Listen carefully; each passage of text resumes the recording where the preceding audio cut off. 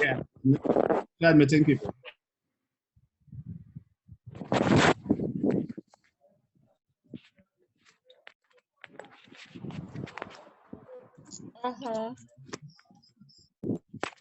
Hi, peeps.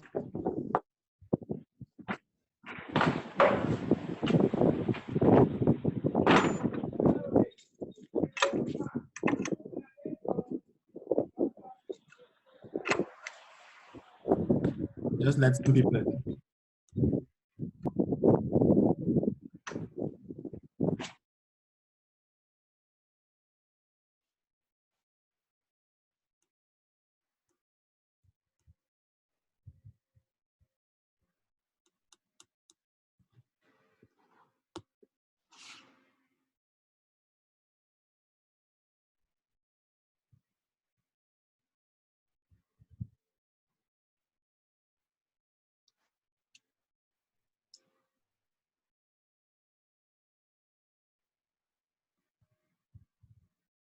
Good afternoon. Hi, Belinda.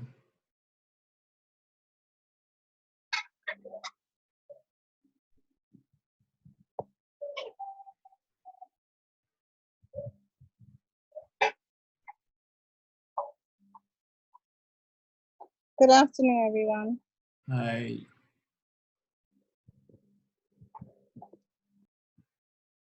We're still holding for some people, okay? Okay. Because Okay. All right. a lot. Hi, Vonnie. Right, good. Well, just a moment.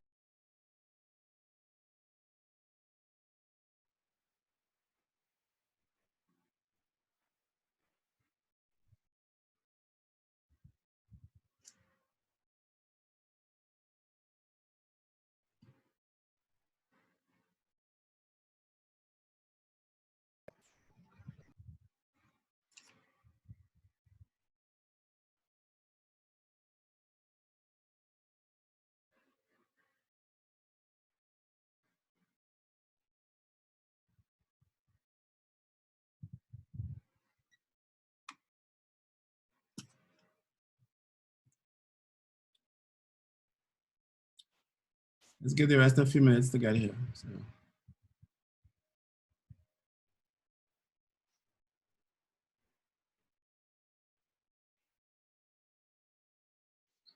Did anyone have any questions from last week? No.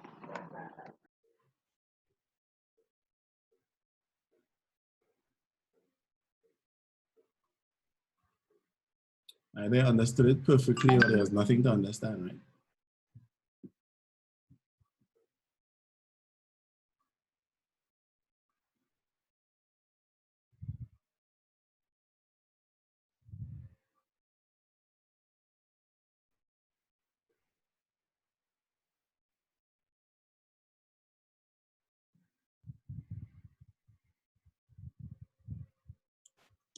Yes, still only 12 people here.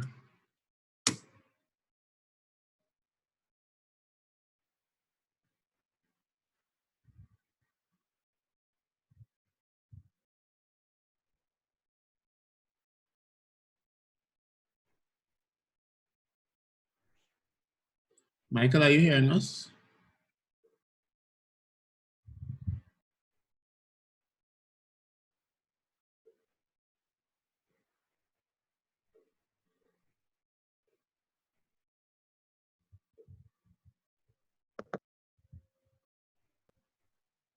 Michael? No, I have questions, but I'm going to ask them when I'm finished with my notes. I've written them down so I wouldn't forget them. Okay, cool.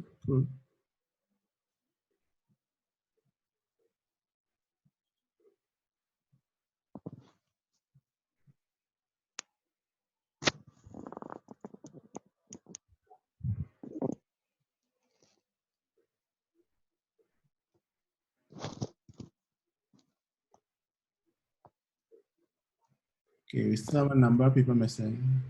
Not sure what's going on.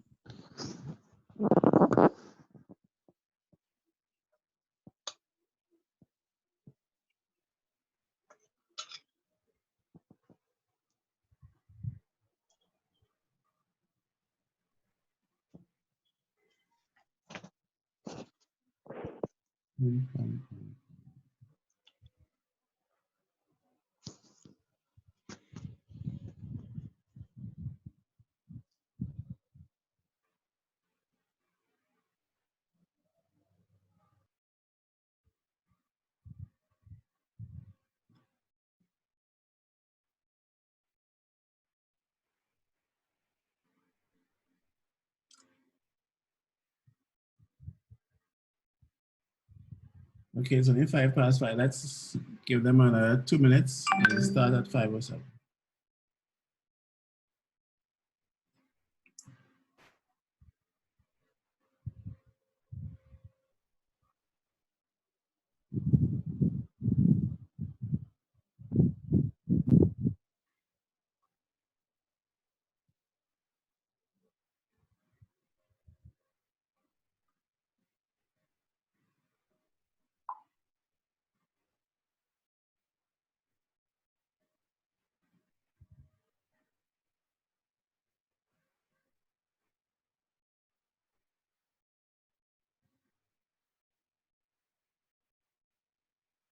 We have some more people joining.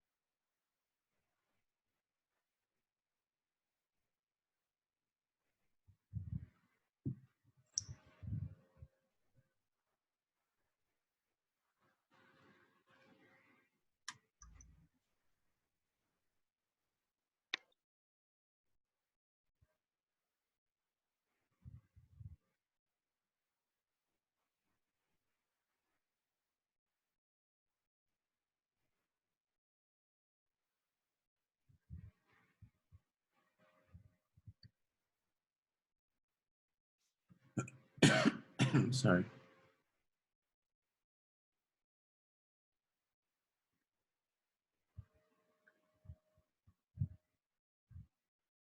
Just excuse me a bit.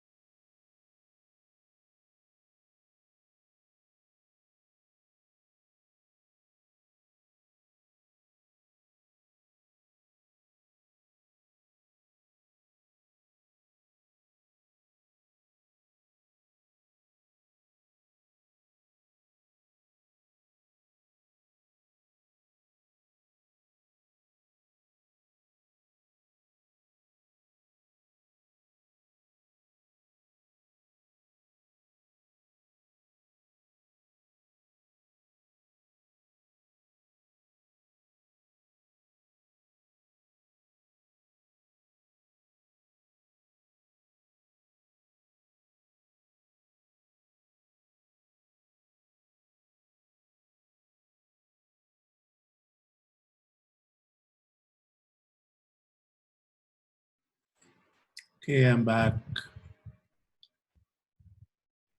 Okay.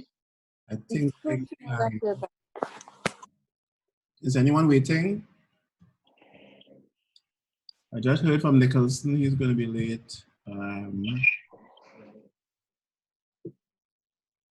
I think we can start. Okay.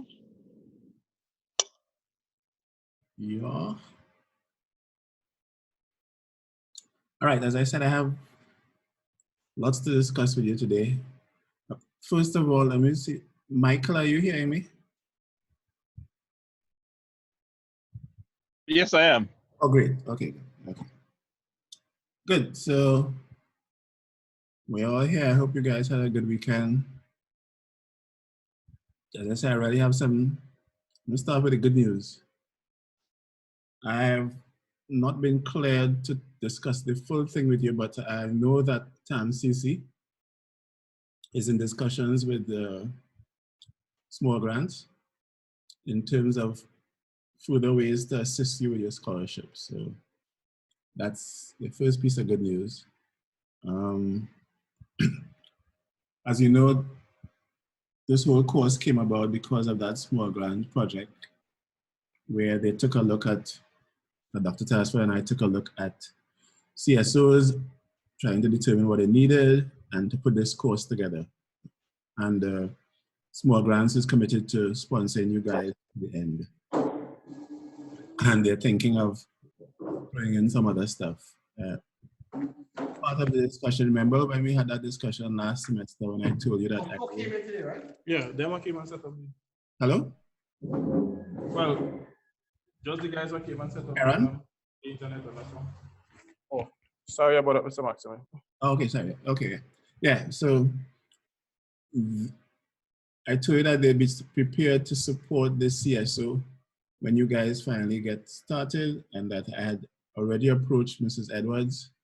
So all I can tell you now is that, I mean, most of these things are being favorably considered. So I can more or less assure you that by next semester, we should see additional support coming for the new CSO, right? So that was the Very much good news. yeah, the bit of good news there. So especially since last week we were talking about the way CC was treating you because it was a free course, you know. So I think that should. Did you use that to plead our cause? No. This was something that was put in train since last semester. Yeah. Okay. I think I told you guys that I had written small grants, and Mrs. Alexander had approved them as well. So, but I think Lauren has to get the credit for getting this part of it going. Okay. So that makes up for the terrible room the first night, first couple. Right? Thanks. Good. Okay, Kenya.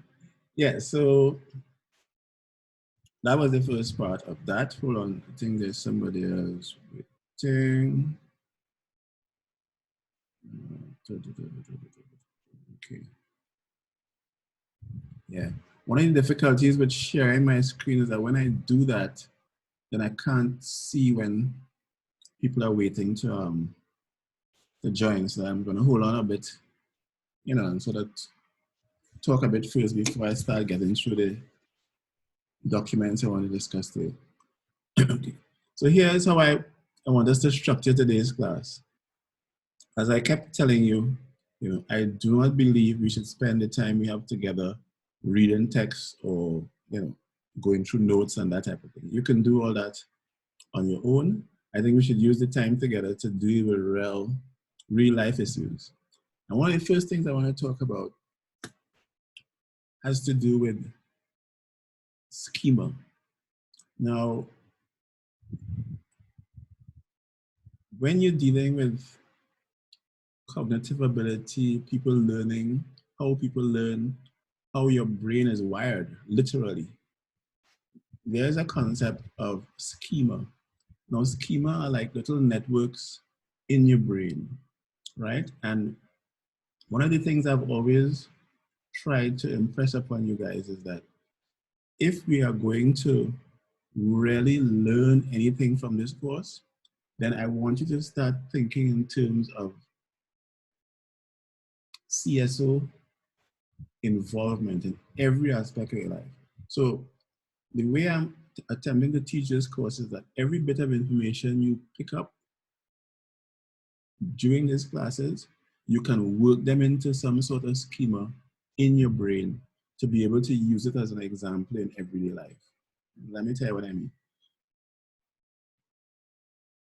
As a young scientist, when I was studying chemistry, let's say, when I really understood a concept, I could apply that chemistry knowledge to all kinds of everyday situations, right?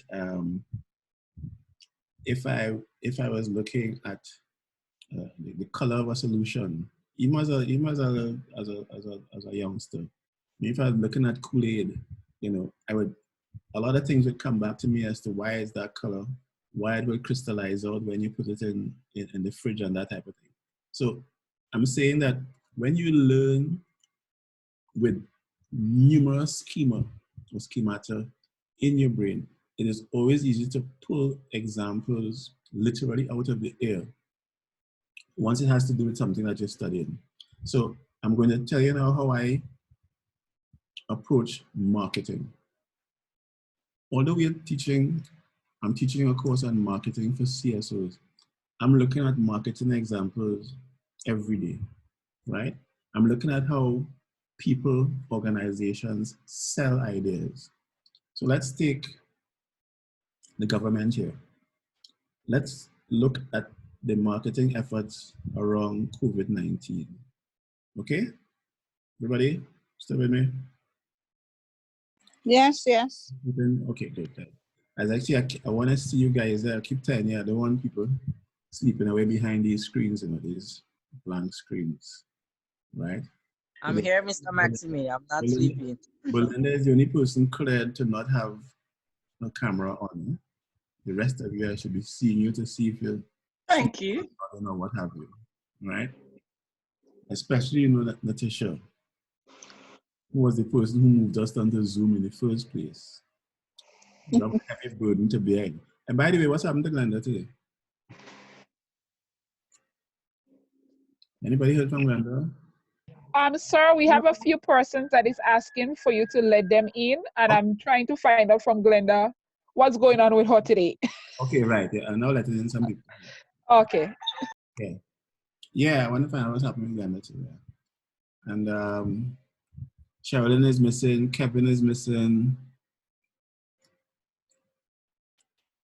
All right, yeah, so coming back to how we apply some of the things we learned in marketing to current situations, all right? Now, do you agree that the government has to sell the idea of the lockdown being for your own protection? Do you agree with that? Yeah. Right? And that how they communicate makes a big difference in how the population responds, right? Let's take Minister Steele, okay? Minister Steele comes across as empathetic, right? Remember, you're in the midst of, let me see, sorry, okay, yeah, sure. Oh, Glenda, okay, cool. Right, so remember, Minister Steele is coming across as concerned, caring. One of the most difficult aspects of this lockdown and border closures must be the repatriation of Grenadians overseas, right? I don't know if any of you have a relative who is stuck in the UK or stuck in the US and wants to come home, right? How you communicate that to the wider public. You must ensure that you don't come across as cold, right? And while we're on the topic, if you look at the communication between a Minister Steele and the population and a President Trump and the population, you would see that in terms of communicating empathy, being able to sell the concept. In other words, you want people believing, and quite rightfully so, that what you're doing is for their own good. And that's what marketing or selling that concept is all about. Because anytime we get the impression that we are being locked down just because of wickedness, or, they don't want to bring people back home because, they probably won't vote for the government. I mean, arbitrary things like that. All of those messages get mixed up in a marketing effort. So that when you look at the communication specialists for the government, how they manage those sessions, right? How many of you see concepts that you're learning here in communication in those briefings? Anybody?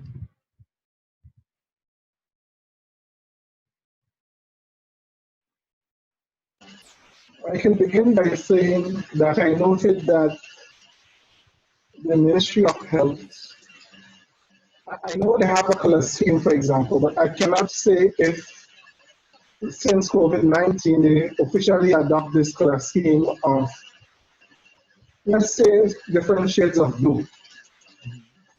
I don't know, but I suspect some psychology may have been in that. Blue perhaps your color of trust, some authority, some confidence, and that when information coming out from that source in blue, there is a mark of authority and really credibility. I don't know if they work like that, but I think that is the marketing scheme that they took on. I want. Also, I'm sorry. yes. Since you're on the subject of color, I want to note that nothing was green, because the worst thing that you can have right now is green or yellow, right? If you have a messaging that comes out as being green, then the politics is going to seep, more into it. So I agree with you that the blue is, was a sober enough color, and that might have had something to do with it as well. Sorry, I interrupted you. You were saying something else. And also the color, the concept of the marketing strategy seems to be that we are the authority, but we including the public, we listen to the public. So there is almost a sort of consultationary process. We hear you, we listen to you, we follow it. And that approach, Sorry? right, and that approach is almost kind of some of the same thing we spoke about last week, where in terms of the association, the organization presented itself as one that has the answer. It's kind of almost working, collaborating, probably better, even though they have the authority. Yeah, I agree with you. Glenda, you were saying something in the chat. Yes, I would like to add my bit, right? To what Ronnie was saying. Not just, I was saying, it's an inclusion process and not just having authority, but we have to be careful because a lockdown can trigger a number of effects, right? And you want the public to stay as calm as possible. So I think the approach you use initially, I came in late on the discussion. I think the approach you used to keep the public calm and to control the spread of this virus, it was very well taken. And I think, well, for me on my side, I appreciate it. As it relates to the way forward, I haven't really sit down and plan a strategy yet, but yeah, I thought that it was a good one. Yeah, and another thing that struck me is that, I mean, I've had no interaction with the police here, fortunately, right? But I think the commissioner of police comes across articulate. He seems to have his finger on the pulse of what is going on. And I'm not just talking about the suicide over the weekend. I'm talking about generally. He seems to have as I say, I don't know the man. I don't know anything about the Royal Grenada Police Force. I'm just saying how it comes across, because remember, this is something that is, those press conferences and so aren't only seen in Grenada by Grenadians.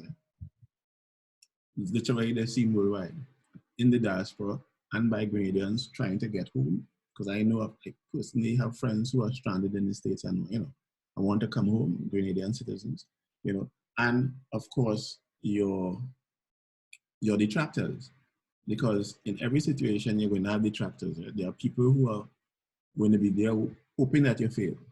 I mean, as a government, as a politician, as whatever, right?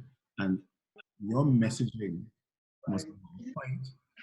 You must understand the authority, but you can't be just exercising the authority willy-nilly.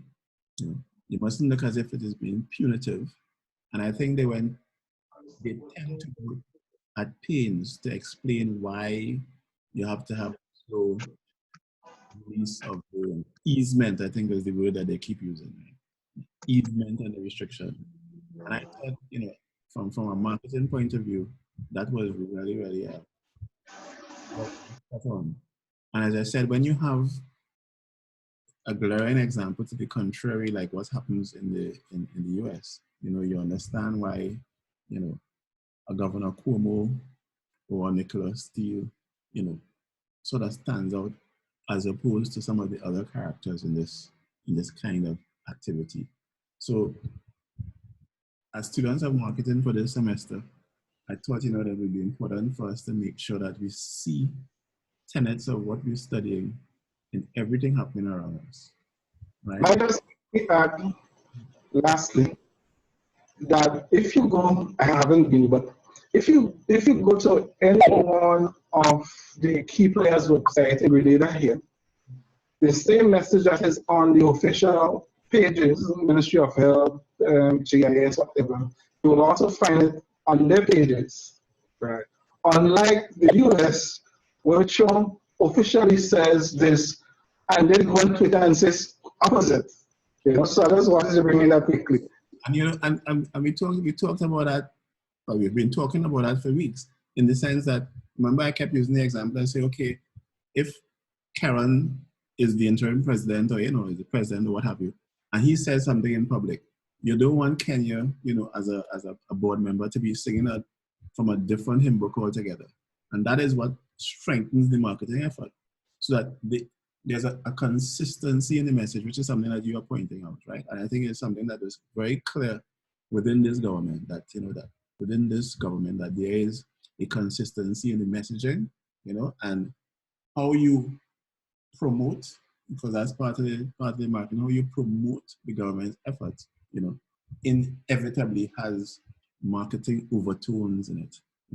And another thing I'd pick up that I saw, I think it was Linda Straker or somebody commenting on earlier today, it had to do with a comment. There was a comment floating around. I don't know if it was Linda made a comment, if she was just reporting it, that most of the prime ministers in the region have been issuing videos of them puttering around in the garden and that type of thing, And she was saying that she hadn't seen anything like that from Dr. Mitchell.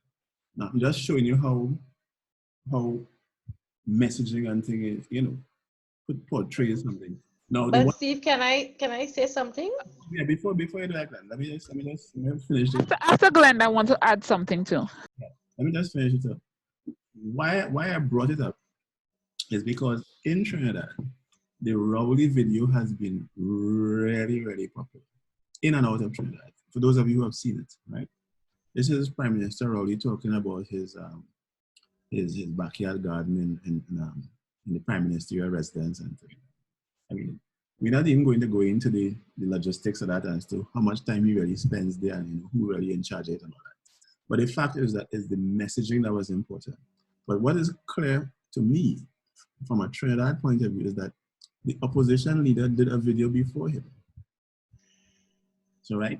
So she did a video from her backyard, right, in Superior, from her house, talking about her plans and things. So that when that Keith Rowley video came out, my first reaction was, wow, somebody, pick up on the messaging very early, so that there won't be just that video out there, there'll be one from the Prime Minister as well. Right? And in it, as I was sharing with my wife, in it, he made a little jab at the Minister of Agriculture. You're saying, I bet the Minister of Agriculture not doing this, which, in terms of the messaging and so, is very, very important. So that's why I picked up on this thing circulating within Facebook, within Grenada, within the Grenadian context, right? So let's hear from Glenda and then Natasha. Yes, I'm going a bit on the political side, right? I think that the Prime Minister would have done a wonderful job, a marvelous job, right? In terms of communicating to the public and even showing his leadership qualities by stepping aside and allow the team of the day to take charge and take control under his leadership, he did it very strategic, and I thought it was wonderful. What he did came on television and do was actually to show persons what they can do with your health, where your health is concerned, like exercising, you know.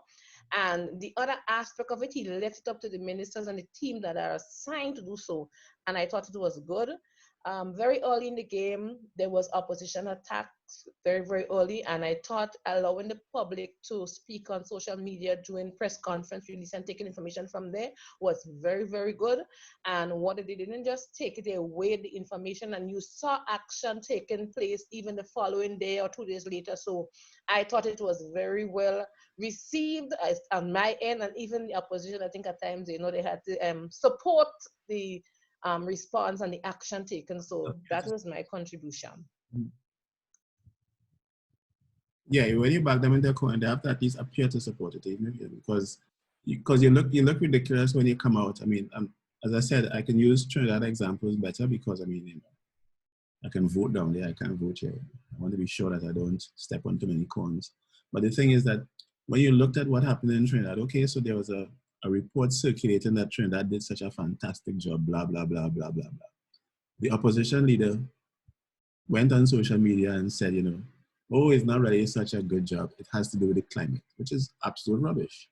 You know, because if the climate was the major factor, then we shouldn't have all those problems in Jamaica and in Puerto Rico, because we don't have winters, right? So when opposition leaders, you know, get involved in the to and froing, you know, they have to be very careful because they're going to look silly in the public. Yeah, sorry, Natisha, next.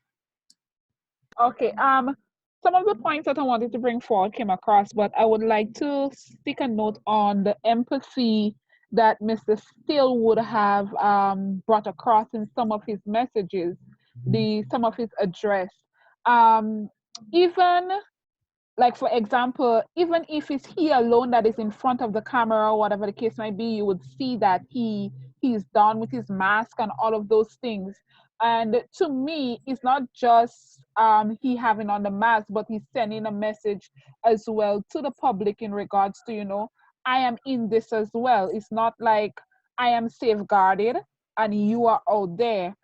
He also tried to bring across the message that, you know, just as how you are affected, my family as well is affected. So it's not you alone that is in that boat, and probably I'm some special deserted island where I am safe and secure, but all of us here is in this together, and it is only working together that will help us weather that situation and come out from it successful. Another thing though, on the downside, I noticed in some of the press conference, he can get a little agitated, and that's a human side to all of us because of the pressure and all of those things that we would have faced. Some of the harder questions, you know, sometimes he thought probably, you know, that question again, or why are we going down there? I'm not ready to send out that message yet. But I think overall, he made it appear to be, you know, that this is a we thing. This is a we solution, and not just particular persons that is going to be affected, and that's it. And I really do applaud him for that, because I think based on a situation of what is going on, that, you know, persons want to know that, yes, I have the support and we have others that is looking out for us in regards to our best interest, and what is being put forward is to benefit all and not just necessarily some. Yeah, so I hope, I really, really do hope that you guys are seeing the kind of links that I see every day, in that your CSO, your group, your messaging has to be very, very, very sensitively crafted, unless you come across as uncaring, arrogant, all powerful, all knowledgeable. And you have, I mean, I shouldn't say you have no idea, but you will see increasingly as you get more involved in activism and so, that messaging, that communication, and as I said, the communication starts non-verbally as well. And I was glad you brought up the point about wearing masks and being there with a mask on and showing that, you know, the mask is for everybody, it's not just for, you know, not just for joint public. Everybody is supposed to wear it when they're outside, etc. Now, on that same note about communicating and setting examples and so, Natasha, you said something that a lot of people see, but we all need to be very careful. There's a popular perception that at times like these, we're all in the same boat. Isn't that the expression that's used? We're in the same boat together on these rough seas. Isn't that correct, people? Is there anybody who? Yeah, yeah. That is a perception Yeah. put forward. Yeah. Okay, so let me just tell you something about that.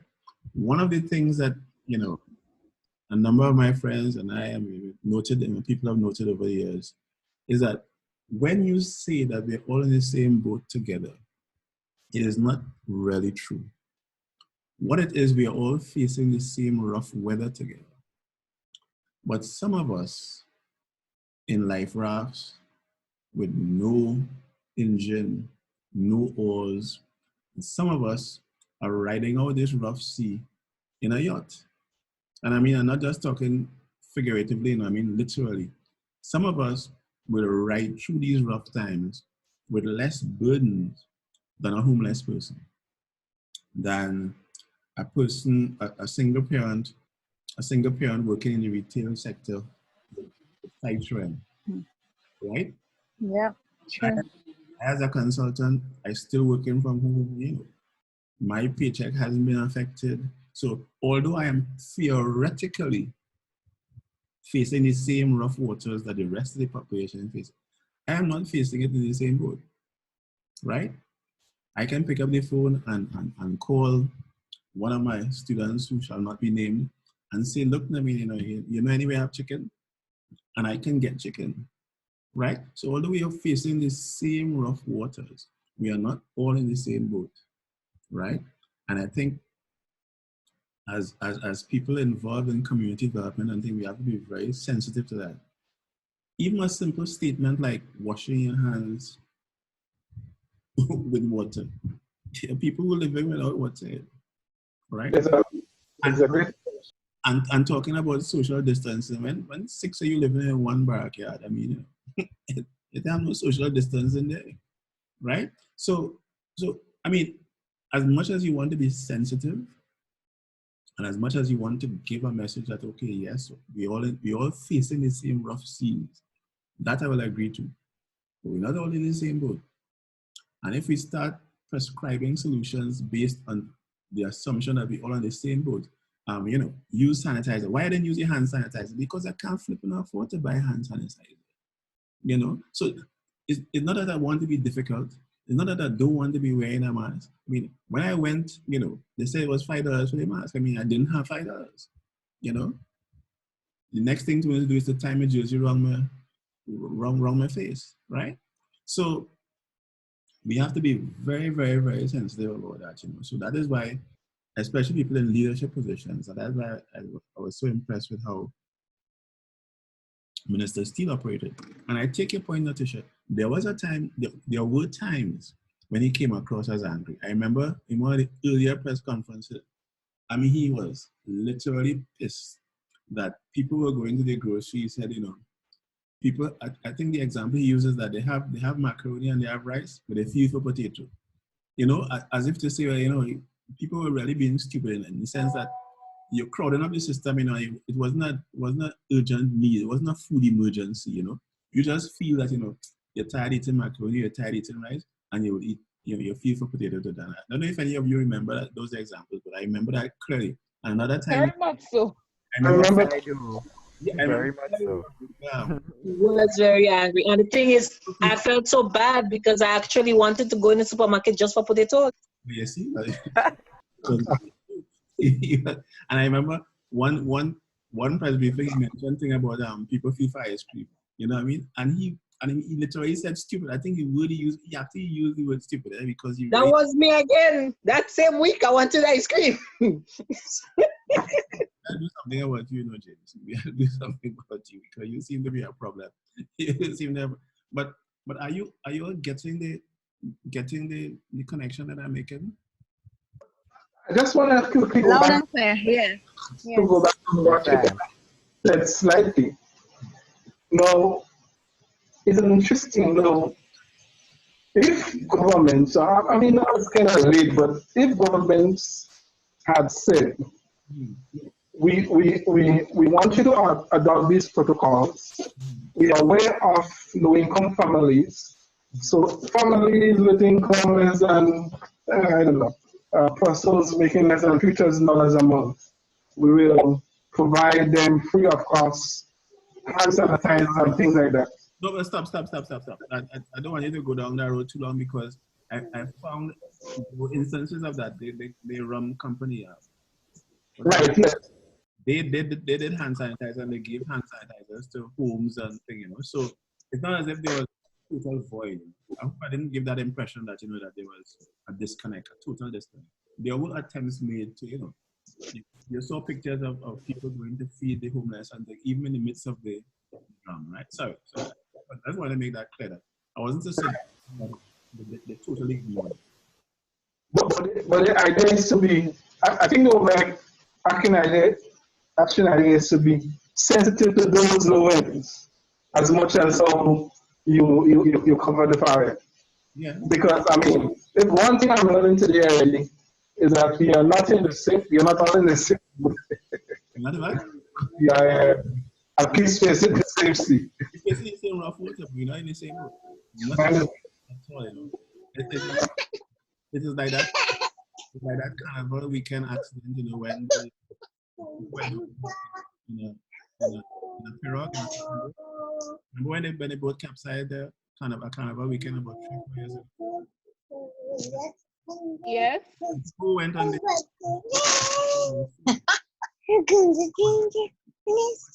I think Lord,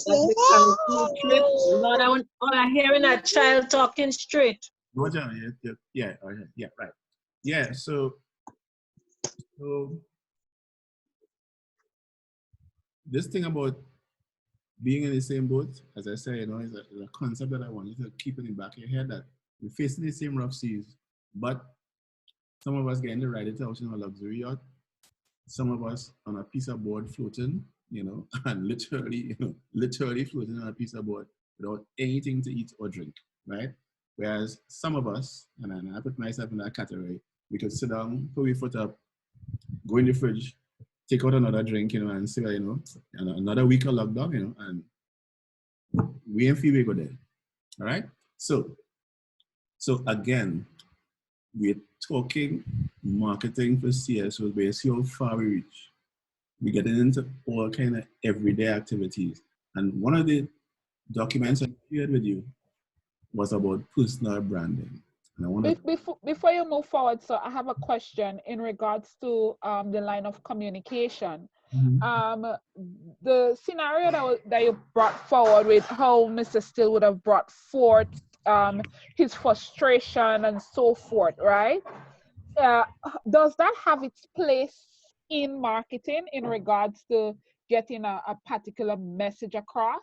Of course, shock. How does that?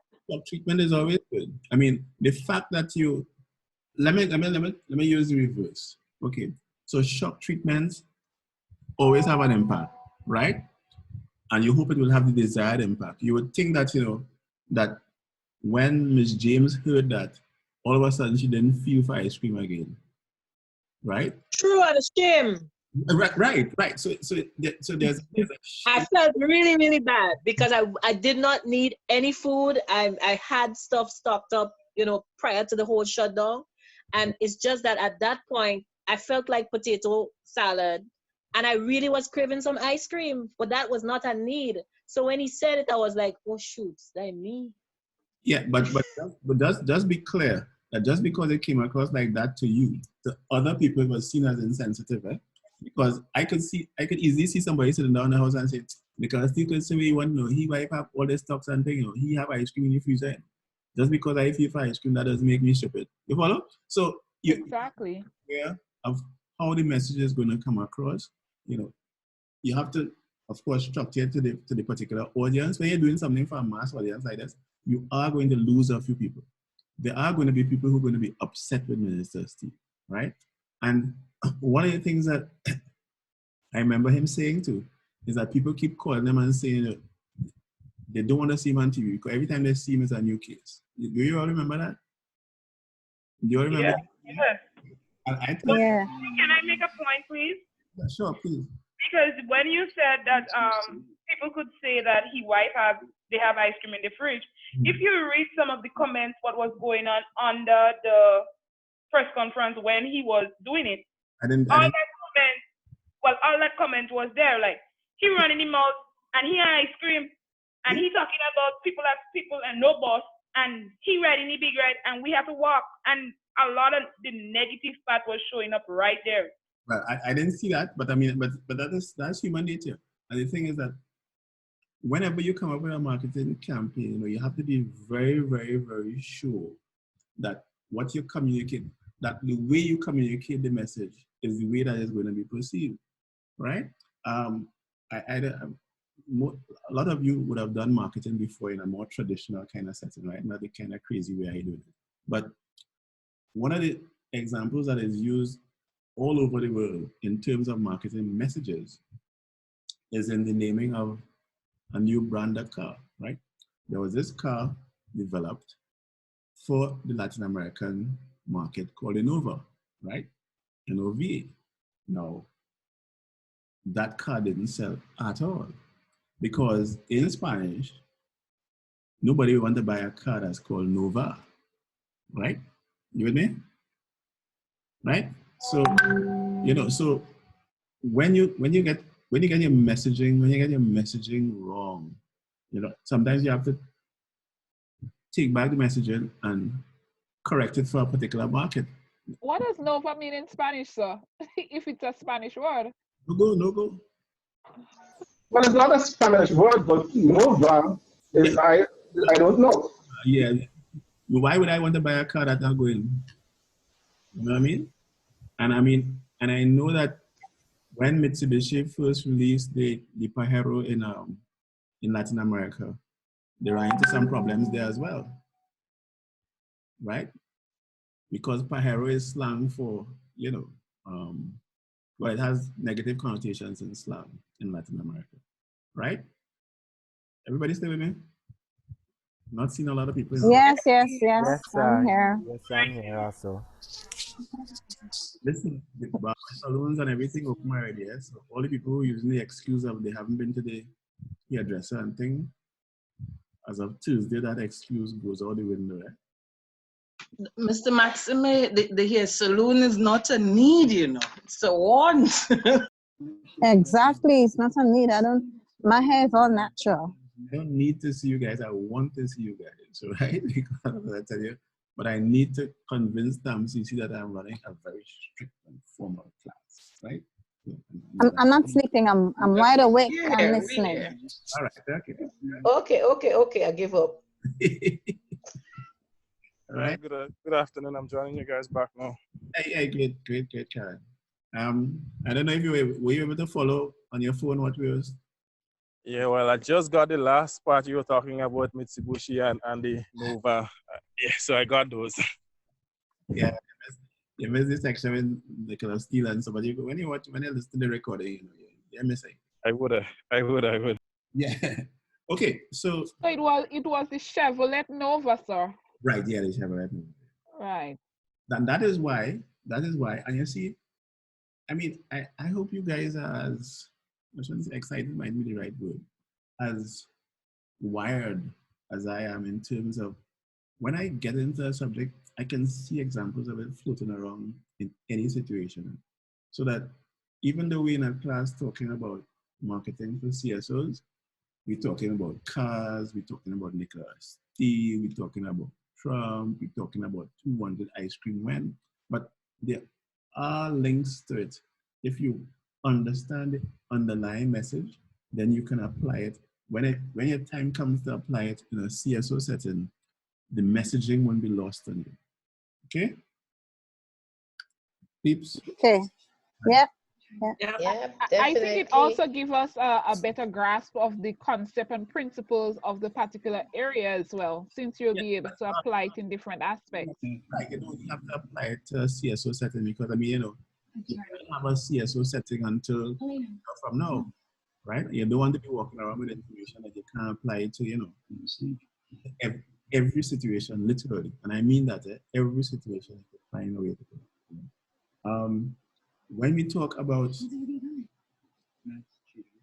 communicating, part of that communicating has to do with your personal brand, how you are perceived. And we spent, somebody has a mic on, and we spent some time last week talking about first impressions and, you know, how people, you know, they took a look at me and decided, okay, I'm going to be informal. Or they took a look at me and figure, you know, this will be some old fool from Trinidad coming to play bright boy, right? But how you project the non-verbal clues you give, if every time somebody asks me a question in class, I start setting up my face from in front, even if I give a honest and truthful answer, that must be a turn off because you could tell that, you know, you ain't really want no set of questions. You might be saying that, but you could watch from the body language to know that I really don't want to be here. You know. They pay me to be here for 50 minutes or 2 hours. I'm going to do it and leave. And people are very good at picking that up, right? You don't have to be you don't have to be gifted with female intuition or anything to do that. Somebody can walk in a class and you can tell right off the bat, that person does not want to be there. That person is only there because they pay them or, you know, promise somebody to do the class or something, right? As opposed to somebody who is coming and looking to be fully engaged, right? Willing to share, and more importantly, willing to learn. Because you can't be dealing with adults and not be prepared to learn. Because Vonnie's experience and Glenda's experience and Natasha's experience is not in my experience. And Karen's experience is not my experience. And if I am not prepared to learn from that and incorporate those experiences into what we're trying to learn, then you could as well do a correspondence course, you know, which has been my point from the very beginning. The only reason that you have a facilitator or a lecturer is to be able to pull all those things together. And if that person isn't doing it, then you should really be sitting down on your own in front of your computer, watching videos and watching and reading text, right? So that's the end of that sermon. Okay. I mentioned personal branding because it has to do with whether the message is going to be received in a particular way. Now, I'm glad that you said at the bottom of those press conferences and in the chat, people were talking about, okay, so you're driving around in your big ride and, you have ice cream and whatnot and whatnot and whatnot. You can't do anything about that.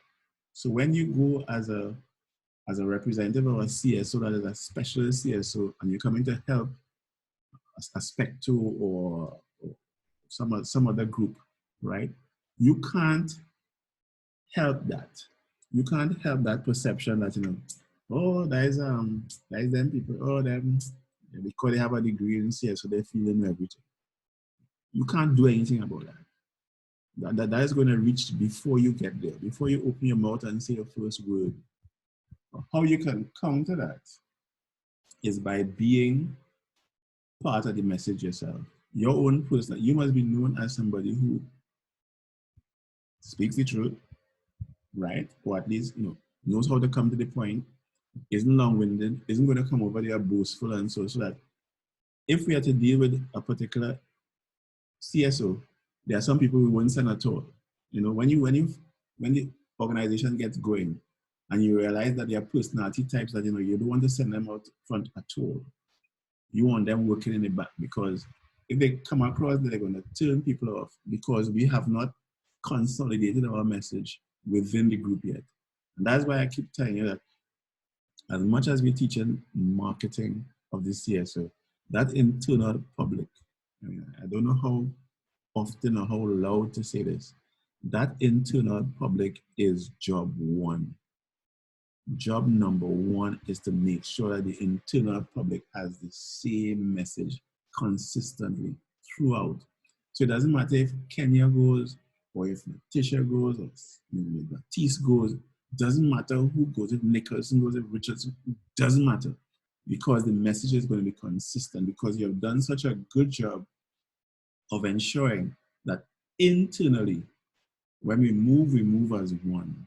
You know, that was the motto for C Hall on campus in Trinidad. C Hall was Canada Hall was a male hall, right? Only fellas, and used to be primarily Jamaicans on hall in C Hall, right? The majority of people in C Hall are Jamaican. And they used to have this song and this slogan was, it was 9911, 99 rooms, 99 moving as one, you know what I mean? And the impression was that, you know, if you touch one seahole fella, you know what I mean, the whole of seahole, you know, top floor north, top floor, so everybody will come down on you, right? So that is part of the imaging, so that when you in a script and the person says, I'm from seahole, then that's supposed to mean something, because you assume that there's a consistency in the messaging coming out of seahole that, look, no, these are men moving as one. You know, if you interfere with one of them, you interfere with all, right? The same type of messaging comes out of police forces and armies and so, in a way, there's a perception that if you touch one, you touch all, right? Any questions so far as to why we so far talking about CSD? Just comment. Just when Vonnie finish, I have a comment as well. Yeah, Bonnie, go ahead. All right, let me go. Many years I wore before a lot of slacks, khakis. You know, with a certain way, a khaki with a certain type of shoe and belt and everything. But I remember I was in Jamaica going to a class. I felt fed up, man. I wanted to kind of. You're breaking up, Bonnie. We're not hearing you. Sorry, are you there? Yeah, you need to repeat that bit. We didn't hear that. Right. So I was speaking about branding in the sense that I usually wore some specific type of clothes. Right, khaki and that type of. Khaki, right. But one day I felt I wanted to free up a bit. And I put on my shoes that didn't match my socks and belts. And someone saw me and thought I was literally, you know, if I'm not okay. Right. What's going on with you? Your shoes is one color, your socks are one color, and you know. And so I'm saying this to say that even when CSO organization has branding, if people begin to see that, you know, certain things are not usual, they could investigate and realize that maybe there is some change of the marketing strategy or those kind of stuff. And those things could save the organization by making a call and notice a fine, the quality drop kind of thing, you know. And I mean, remember we dealt with this when we talked about surgical last week. You know, and I actually posted my surgical jersey that I still have, you know. I still have my surgical jersey. I mean, I didn't house, but I mean, the thing is, I still have it. I mean, I didn't throw it away, you know, because I appreciated the fact that, you know, okay, they asked us to do something. Obviously, we weren't paid to be judges, you know, but at least there was this token of appreciation, you know, that you got. And that way, I am, whether I wanted to or not, I am marketing surgical all over the place. Whenever I turn up with a surgical jersey, I'm like a moving billboard, right? And when you're in CSOs, when you have that kind of imaging that you can put out, you know, and sorry to be using Spectre all the time because this is a group that I know that I work with the most here in Grenada, right? When you see that turtle, that's supposed to mean Spectre, right? And one of the things I've told, because I mean, you know, as you guys know, I've been around for a while, so that I've done this kind of training for other kinds of NGOs, right? As I say, I was on the board of the largest farmers organization in the region, right? I did a lot of training for people in park management and that type of thing. And one of the things that I always mention is that in the Caribbean, Barbadians tend to have the marketing thing down to a science, you know. And here are the examples that I use. The biggest ripoff I've ever had in my entire life, and it's not the quantum of the money, it's the principle behind it. It's going, and those of you who have been to Barbados and know Barbados will tell me whether you agree with me or not. How many of you have been to animal flower caves in Barbados? Anybody? It's up in St. Lucie, northernmost part of Barbados. When you see the tourist brochures about animal flower caves in Barbados, I like a boo-boo. I mean, I'm professional, you know, moving around in some nice circles and things. I have this American friend that was spending time with me in Barbados and things. He said, we're renting a car, we're going up St. Lucie to see animal flower cave. I mean, if you see the pictures in the brochure, Turks and this and that. You go up there, you pay your $3, it was $3 at a time. Yeah. As I say, it's not the amount of money, it's the principle. You go down to this little grotto, this little hole in the ground. And I swear that years ago, some clever Bajan went in there with a chisel and start chipping away at the wall and say, man, this look like a turtle, you know. And do that, and really, really arbitrary little figurine looking type things. It became animal flower caves. And they're charging $3 for you to go down there to see this, right? And then you have to take the long drive, and then you have to stay in the bar. You know, you have to go to the bar next door, because I mean, after a long drive to go down to see these animals and these flowers in this cave, I mean, it's real tata, real rubbish, right? Compare that to a Pitch Lake experience. Now, the Pitch Lake in Trinidad is a wonder of the world. Those of you who have been, you know, would probably understand what I'm talking about. You're talking about a lake of asphalt, right? Purest asphalt you could find anywhere. You're talking about bubbling springs and things that's supposed to have magical powers. You know, the whole shebang. But do you know that as a Trinidadian and as somebody who was advising the Point Fortin Council, this is in my professional capacity, do you know that it's possible to go to the Pitch Lake in Trinidad and the only thing you come back out with as a souvenir is some picture on your shoe? They have a little reception hall and a little center and thing. They ain't selling one thing of significance. If that was in Barbados, every keychain would have a little drop of asphalt in a perspex thing, you know, with a keychain and thing. We'd have signs that, I mean, the marketing effort would have been totally, granted Trinidad is not a tourist place. I mean, this is something that I'm not against, because I mean, when you grow up in a country that's not a tourist country, you have a different attitude to tourists and the white people. Because one of the things I like about Trinidad is that, and a lot of white people like that too, if you, as a foreigner, a visible foreigner, you know, if you're black, you can't really tell you, right? I'm talking about a white foreigner, and you land in Port of Spain, and you're going down the road and you ask somebody, you know, hello, do you know where Johnson's is? Depending on who you meet, right? The average Trini attitude will be, I don't know, just check down there and see, you know, or it will be Johnson. I hear that already, you know. I have a true that is, you know, but ask somebody down there, and they done with you, you know. They're not disrespectful, but they ain't going on the way. You pull a stunt like that in Bridgetown, and the average Barbadian will walk that tourist to Johnson's, right? Make sure they get the right place, they get the right bus, they do this, they do that. It's a different culture altogether. In Trinidad, we really do. Even here, sir, even here.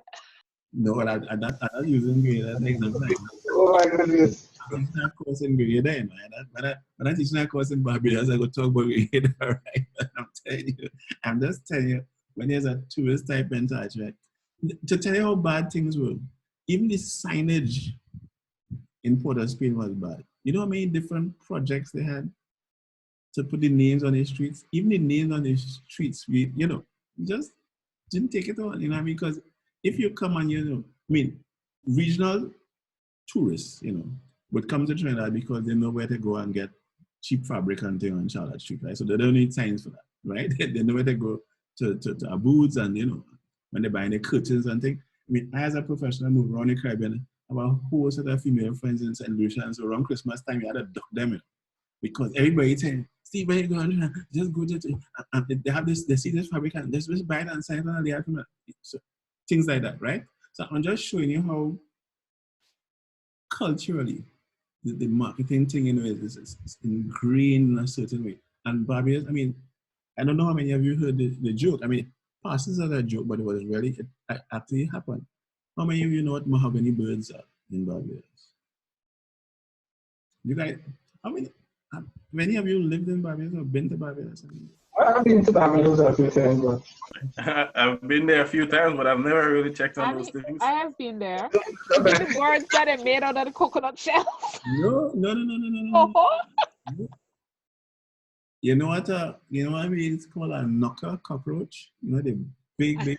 I'm just going to tell you, a big roach.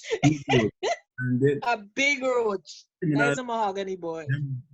Criminals actually sold that in Barbados, and kept curious about I should know about mahogany bird. I'm just using all that to show you that when you are into promoting, and when you have that mindset, it comes across differently to people who are not into marketing mode, right? And even in terms of and so that I don't think it's possible to have a CSO and not have some sort of logo, a good logo, and good imaging that you could put onto curios for sale. So whether it be cups, and I'm saying all this because I always give you real life examples. The endometriosis region has cups, vests, polos, which if you're not selling it, at least you're putting it as part of the attendance fee for your seminar or something. So that way you get people to purchase it, even though they didn't, they may not necessarily want a t-shirt, right? But as part of the package when you come to a seminar, right, you get a t-shirt. Even if the person who attended the seminar doesn't get a t-shirt and they give it to somebody else, that person is going to be out there, promoting your promotion, yeah. Definitely, right? So I'm sure that once you heard marketing for CSOs, you knew that had to be a major feature, right? That there must be some way where you're selling the branded products, right? Products with a logo, products with a statement, or products with some sort of, that would link. I have two questions, right? One related to Vonnie's experience in regards to when he feeling to free up, right? And persons would have noticed and wondering if anything was wrong with him. And I was thinking in the context of branding, they would have seen him in the light of always this well-dressed, well-coordinated person, the way that he presented himself over the period. And similar to an organization, I am thinking that, the branding of your organization, it is not something that you pick up and put down at any given time. It is something that should be consistent. And that's something that, you could waver. If I feel today to represent the organization, then I go the organizational route. And when I feel to, but then again, how do we separate then our personal lives from your organizational life? How do you draw that line? One, that's one of the question. And the other question in regards to the mahogany roach. Mahogany board. The mahogany board. Yeah, the mahogany board. How do I be genuine and not sell false, not be false in my advertising or in my marketing?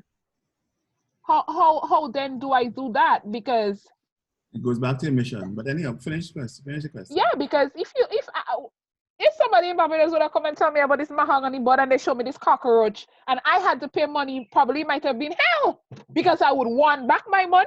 Tell me it's a roach.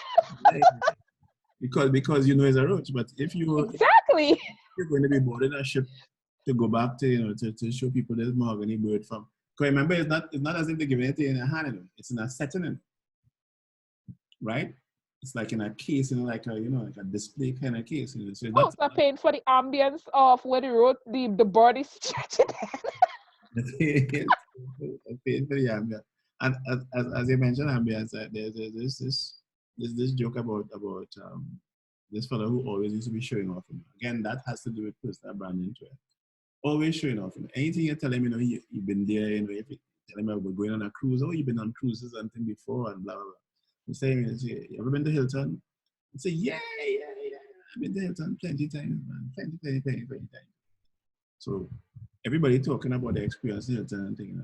My boy obviously would have seen a brochure or something. He say, I've been there plenty times, man. And I enjoy the steak there and thing. The last time I was there, the ambience was a little hard, but other than that, everything was all right? So it has to do with when you are selling a concept or being part of a marketing effort, you have to be genuine. Because as I said, people see through the lies. If they don't see through it right away, they're gonna see through it eventually, and then they're gonna put an X to your organization, and that X is gonna be, it's more difficult to to unring that bell than to be true to your mission from the start, right? Now, when we talk about how do you separate your personal life from your organizational life, okay? Everybody knows me as the managing director of my firm, right? That firm deals with climate change and all those kinds of things. It is going to be difficult if I am associated with that company to do something completely arbitrary in my private life. And let me give you a perfect example. So I was on the board of Israelite, which is a nature conservancy. I was climate change advisor for the Caribbean with FAO. How do I explain driving along the Kirani James Boulevard and flinging out a bag of rubbish? I always have rubbish on my mind. So how will that square? Let me change that. Do you see me doing that? Do you picture me doing that, given my persona in a professional capacity? Anything is possible, but when you look down at you. I wouldn't agree with it. No. Because you can't be literally preaching something 8 to 4, and then at 5 o'clock go and do something completely different. I mean, you can't say that you are into community development and you care about the socially disadvantaged, and when you leave your job your paid job as a head of a CSO, let's say, right? You jump in your car, you pass every destination you pass, you don't even look up left nor right, you just go about your business, you go out to your house, and you ain't dealing with poor people until tomorrow morning, 8 o'clock. It will be difficult. It will be difficult for you to do that straddle. And it ought not to be, because you shouldn't be, I shouldn't say you should, but you ought not to be in a CSO setting or in a situation where you are professionally a person into development and not have that spirit in your real life. In other words, it shouldn't be a mask you put in the So how do you? I'm caring and I'm concerned about about Vincent John and Mark and blah blah blah blah blah. When I jump into my car, I only deal with people from brands. So how do you create that neutrality? I don't. Yeah? I can't. So Because can I say? Can't answer that one. What I'm I had saying is that because I mentioned, because I brought in the concept of personal branding, you know, there's a good thing I mentioned that before not to ask me the question, right? So that you are going to be associated with that brand, right? As I say, one of the greatest compliments I ever got, right? Ever got. I was um, a member of this a particular scientific association in Trinidad, and we had a meeting in Port of Spain. And one of my colleagues, a senior colleague, um, called. I mean, of course, this is before cell phone and thing. He called the office to say, he really not feeling well. He really wasn't thinking of coming to the meeting, but he remembered, and listen to this carefully. He remembered that I would be there, and he said, "Steve, I know once you and I meeting, it gonna be lively. I will feel a little bit." And I took personal thing out of that, in that that is how he saw me. He saw me as somebody who wasn't quarrelsome, and every time I come there, boy, things hard there. Oh, this place so dread, boy. The traffic was so bad to come downtown. He associated me with that kind of positive mindset, and he decided he would make the effort to come to the meeting, in spite of the fact that he wasn't feeling, 100%. But what I heard there was, if it was somebody else chairing the meeting that he didn't associate with that kind of mindset, he wasn't going to join him. And I took that personally, and I, for years, every time I would be, get a little down and, was starting to get on the shitty, I would just remember that there are people out there who perceive me in a particular kind of way, right? And I didn't want to lose that. So, James, I'm not too sure how you separate the two. All I can say is that you have to be true to yourself, so that when you come off in a professional setting or in a CSO setting, you do not try to be something that you are not. If you're not normally a caring person, I don't see how you can stand up on a stage and say, that my organization is here to help the destitute, the whoever, the whatever. Am I being clear? So that is what I was going to say. You have to be in this thing holistically, and you have to have a passion. If you don't have that passion within you, then you also have to have principle. You stand by principle, ethics, and then you have to have that passion. Yeah, I You mean, know, ma'am, but I totally Because agree you with cannot you. pretend. You have to. It's something that comes naturally. So it's like you're into an organization. It must be. You have to be in it for the right reason, and you have to be able to communicate in a particular way because that is all you know. That is what you would have trained yourself to do. So it becomes a natural part of you. So as you say, when you're going down the road, you wouldn't see yourself doing X, Y, Z because that is not you. And your conscience is going to speak to you at some point in time of the way, or you would come to that reality that, hey, this what I'm doing is not what I should be doing. So as you practice it, it becomes a part of you naturally. So over a period of time, it becomes a natural way of doing things. Okay, before we hear anybody else, how Yes, do I just want to add, please. that's not Sharma. How do Okay. you guys deal with an uncaring doctor? Doctor? There are doctors out there. Mm-hmm. You come into the office, talk to you, they examine you, blah, blah, blah, blah, blah, blah. But For if you me, come out of that office, if they were to meet you in the road or see you in the road and you don't exist, that caring is only when you are across the table from them or they're examining you and things. How do you about the money. how For do you, me, how do you deal with I've had experience. Trust me, I have a choice. So I work with the choice and I just discontinue using them as a service. Yeah. fair enough. But I just thought I'd throw that in because although we're talking about caring professions and professions with healthcare, because that's the healthcare system there, Yeah. but they really care. Yeah. They don't really do not care. I mean, and one of the before I get to Sharma, one of the experiences that I like to is that there was this lecturer I had, I call Dr. Rajkumar. Dr. Rajkumar was speaking at my book launch. I'd written this book some years ago, and he was saying that he was talking about the joys of agriculture and how a lot of his colleagues, you know, were in professions where tired every day, right? And he gave us the example of the type of doctor that sits like this. You know, you walk in, you know, we're hurting you. You know, they just do so, they do so, they do so, they so, they write a prescription and hand it to you. Up to now, he didn't look up at you, right? Up to now, he didn't make eye contact yet. You follow? And it got to this stage where he said some of his friends in medicine, he said they were just going through the routine. He said, if you try that as a family, you're going dead. You say if you try to treat your cattle and your poultry and things like that, they all them go dead.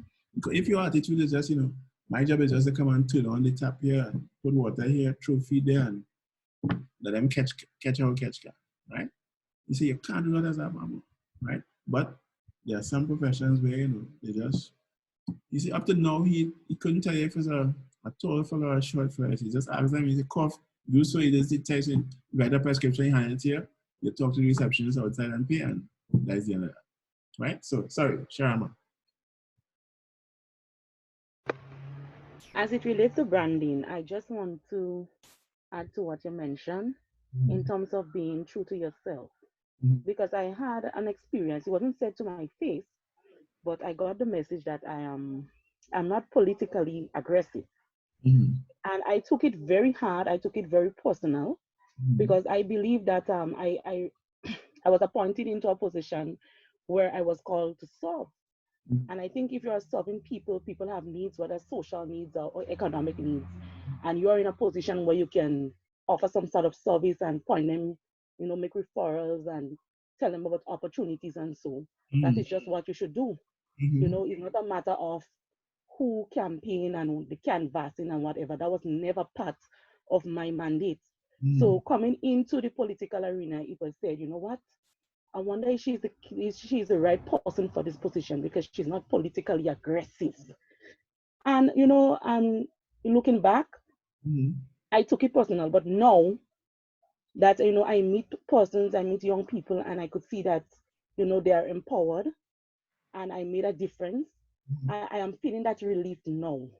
So sometimes even when you're attached to certain organization, you know, they sell certain ideologies, they have a branding, and is that's how people will spot them because they behave in a particular manner and they act in a particular manner. So if you don't come into that organization and your mindset or your personality is different, the way you handle things, the way you deal with people, they will always see you as, you know what, she is not authentic. You know, so I just want to be encourage us to be true to ourselves. Yeah. I mean, you know, this thing, this attitude, this way of how people operate filters into every aspect of life. I remember when I was at staff at UWI, in the Faculty of Agriculture, there was a nagging suspicion we had that even the lecturers in the faculty weren't keen on agriculture, you know?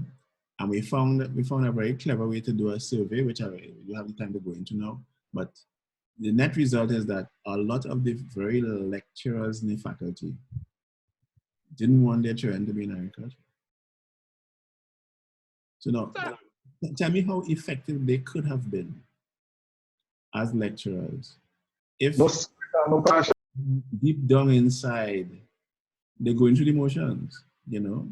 The teaching because it's a good job and you well paid and that kind of thing, but deep down inside there's no passion at all, none, you know, absolutely none. And when you have people like that teaching, you know, youngsters to enter a sector, then you could easily see the same thing happening with doctors.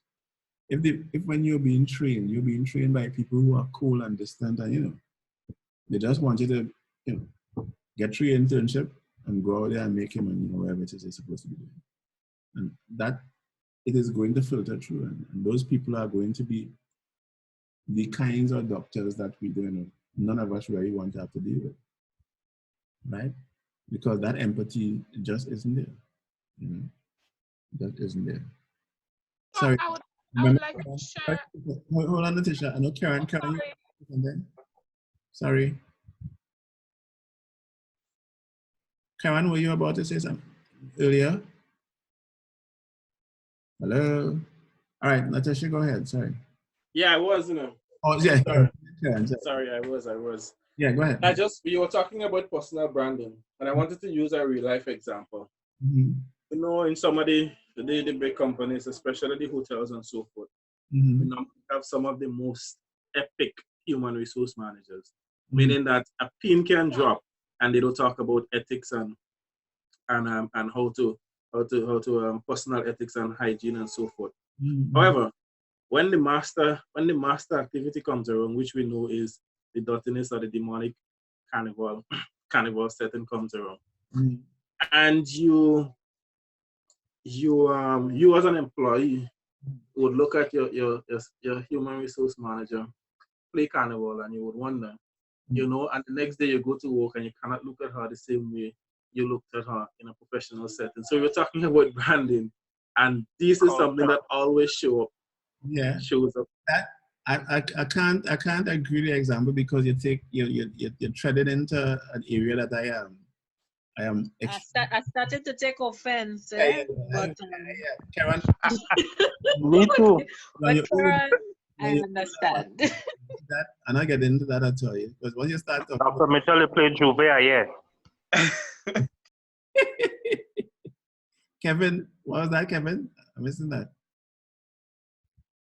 What did you say, Kevin? There was a year Dr. Mitchell played Juve. But his attire was proper. No, how can you have a proper attire for Juve? Anyhow, I understand, Karen. I understand what you're saying. I don't even now more than ever. As I said, because I deal with young people, and what Karen is saying is true. Because I love Juve as a jab. Pretty man, everything. I play everything. For the last 2 years, I have not. But normally, from the time I was in my teens, I played everything. So when I started in this job, the responsibility of so many young people, then you go through the whole, we have life skills and mentoring in the early stages when they now come into the program. Right.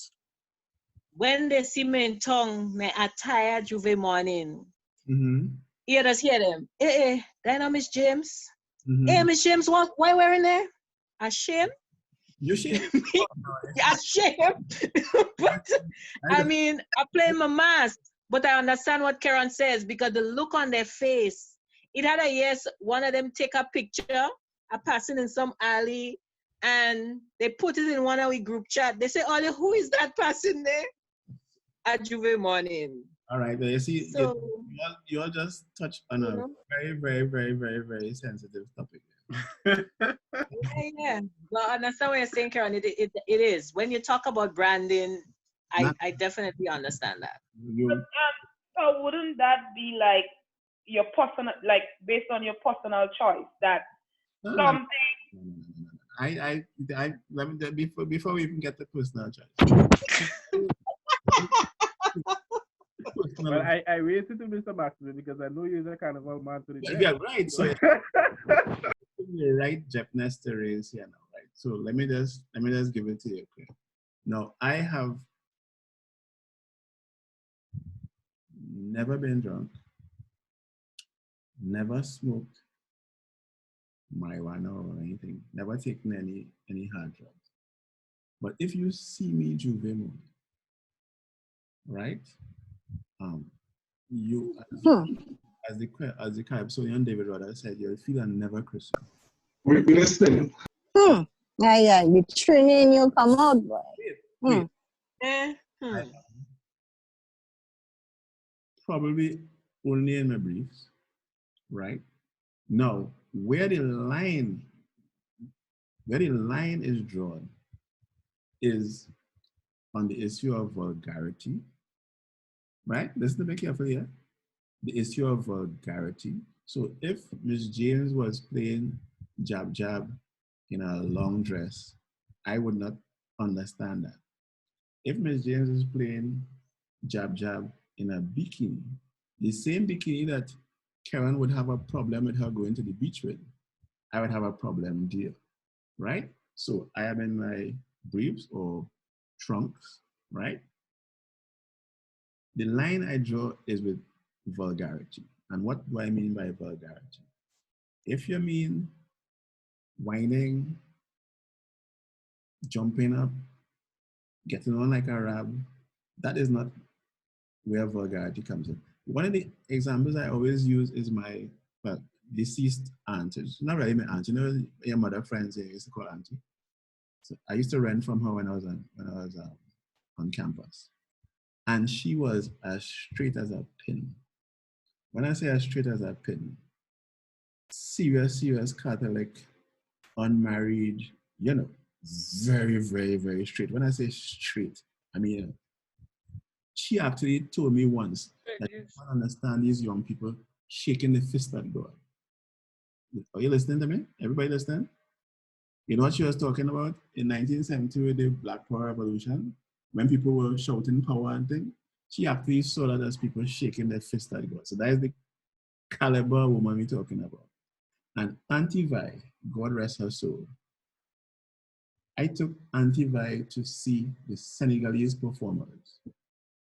The Senegalese performers came out bare-breasted, gyrating down the place, and she had no problem with that. You know why? Because that is the culture, and as far as she was concerned, there was nothing vulgar in that. Are you listening to me? Thank you. Are you listening to me? Thank you. That's the culture. Yes, yes. When this old talk started about... Because y'all know I'm the jab queen, so behave on yourself, eh?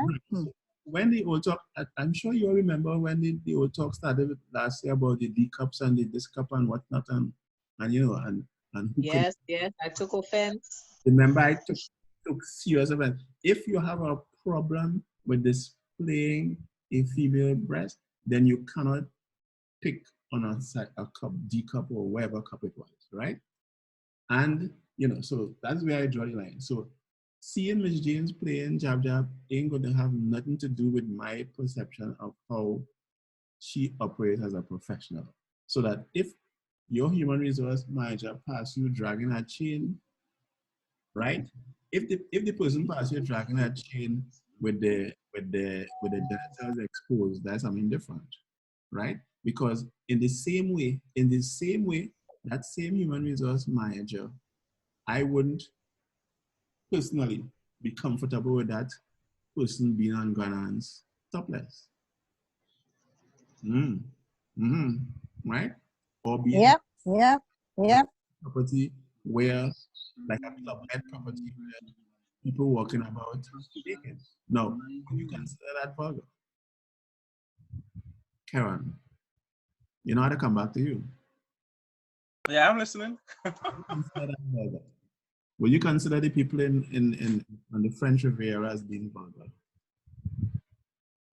Well, talking about especially those who are playing pretty mass.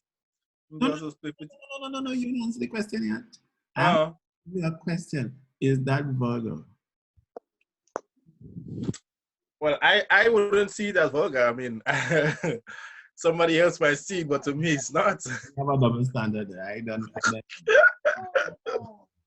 Can I say something? It's probably indecent exposure, but again, that's the culture, so there's nothing you can do about it. Yeah. But vulgar and indecent exposure, I think it's two different. Yeah, and as I say, I mean, but that I'm glad that came up because you know, I was telling somebody recently, you know, the ease. I shouldn't say the ease, but the way in which Carnival was cancelled here, you know, I'm telling you all now, right? I was alive and playing mass when a similar situation took place in Trinidad. The year was 1972. There was a polio outbreak, and they postponed. Well, they couldn't. I mean, there are certain things you could try in Trinidad, but you really can't really pull them off. You can't cancel Trinidad. But they say that we go postpone it, right? So let me move it down to May, right? So they eventually postpone it down into May. Now, the difference between Trinidad Carnival and Grenada Carnival is that Grenada Carnival is an economic activity and it's a tourist thing. And Trinidad Carnival is for Trinidadians. We don't really care if anybody comes in, right? We ain't really I know we business, right? We play mass for us. You follow? If you want to come and play, fine. But we ain't playing mass because people come in to play mass. That is not we business. So they moved the carnival to me. Now, as I tell you, I don't drink, I don't smoke anything. That year, I had a flask in my back pocket from my two elder cousins, because I had to hold it for them. I mean, rain, wash. That is the basis behind Kitchener's Calypso about rain around, right? You know, so mass come and wash out mass in the right. So they jump and they do, and they say go down and they fret, and they do, and they fret, and they say we can't forget, you know. So if you really want to get Trinidadians on the wrong side, just bring up anything to do with mass and talk any kind of stupidness like you cancel it. So I listened to, you know, they said they canceled it, and everybody was like, okay, well then we wait for 2021. I was like, but that would have been riot in Trinidad, right? But we have in Juve still. The thing is, we don't even have to talk about it. He had a year the Prime Minister tried to ban Juve. That was the year he had the most jab in town. Right. So we didn't even have to tell them Carnival happening. Carnival happening. At 4 o'clock, remember the 4 o'clock start? I know We you playing a mass. I know you all experiment with that 4 o'clock start here in Grenada, right? But so anyhow, like we don't get into that Carnival talk because I just, you know, I get the blood is started boy when I start that talk start. So What a joke, sorry. You took the Japanese there, boy, because at the time my first Carnival in Grenada was total disappointment. What? I am in my apartment in Carnival Grove. They tell me it's Carnival Tuesday. So remember, I just come over here, my things still on the port, I ain't have no car or nothing yet and thing. So I jump in a taxi and going into on Carnival Tuesday morning. We call Carnival Tuesday. Big man, pretty man. Carnival Tuesday, I got in town. And I figure I'll go on later. So 10 o'clock, I got in town. Well, I find it strange that the taxi ain't passing nowhere near my house or nothing, yeah? But 10 o'clock? Yes, 10 a.m. Man, so, they deposit me in town by Anders. Those of you who know, Anders is open every day of the week, including Christmas, right? Every day of the year, including Christmas. They drop me by Anders. And I am asking the fella, I said, today's no mass? He say, yeah. I said, so where everybody? Oh, we did do something in St. Patrick and then maybe by about 3, 4. I said 3, 4 o'clock. So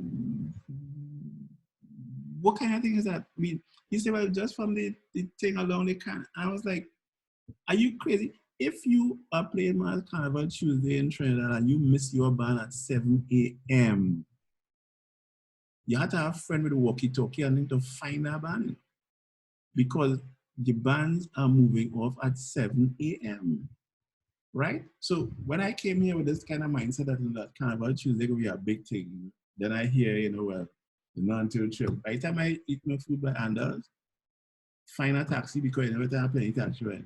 Find a taxi to go back up to Candle Grove where I was staying in Nansopine there.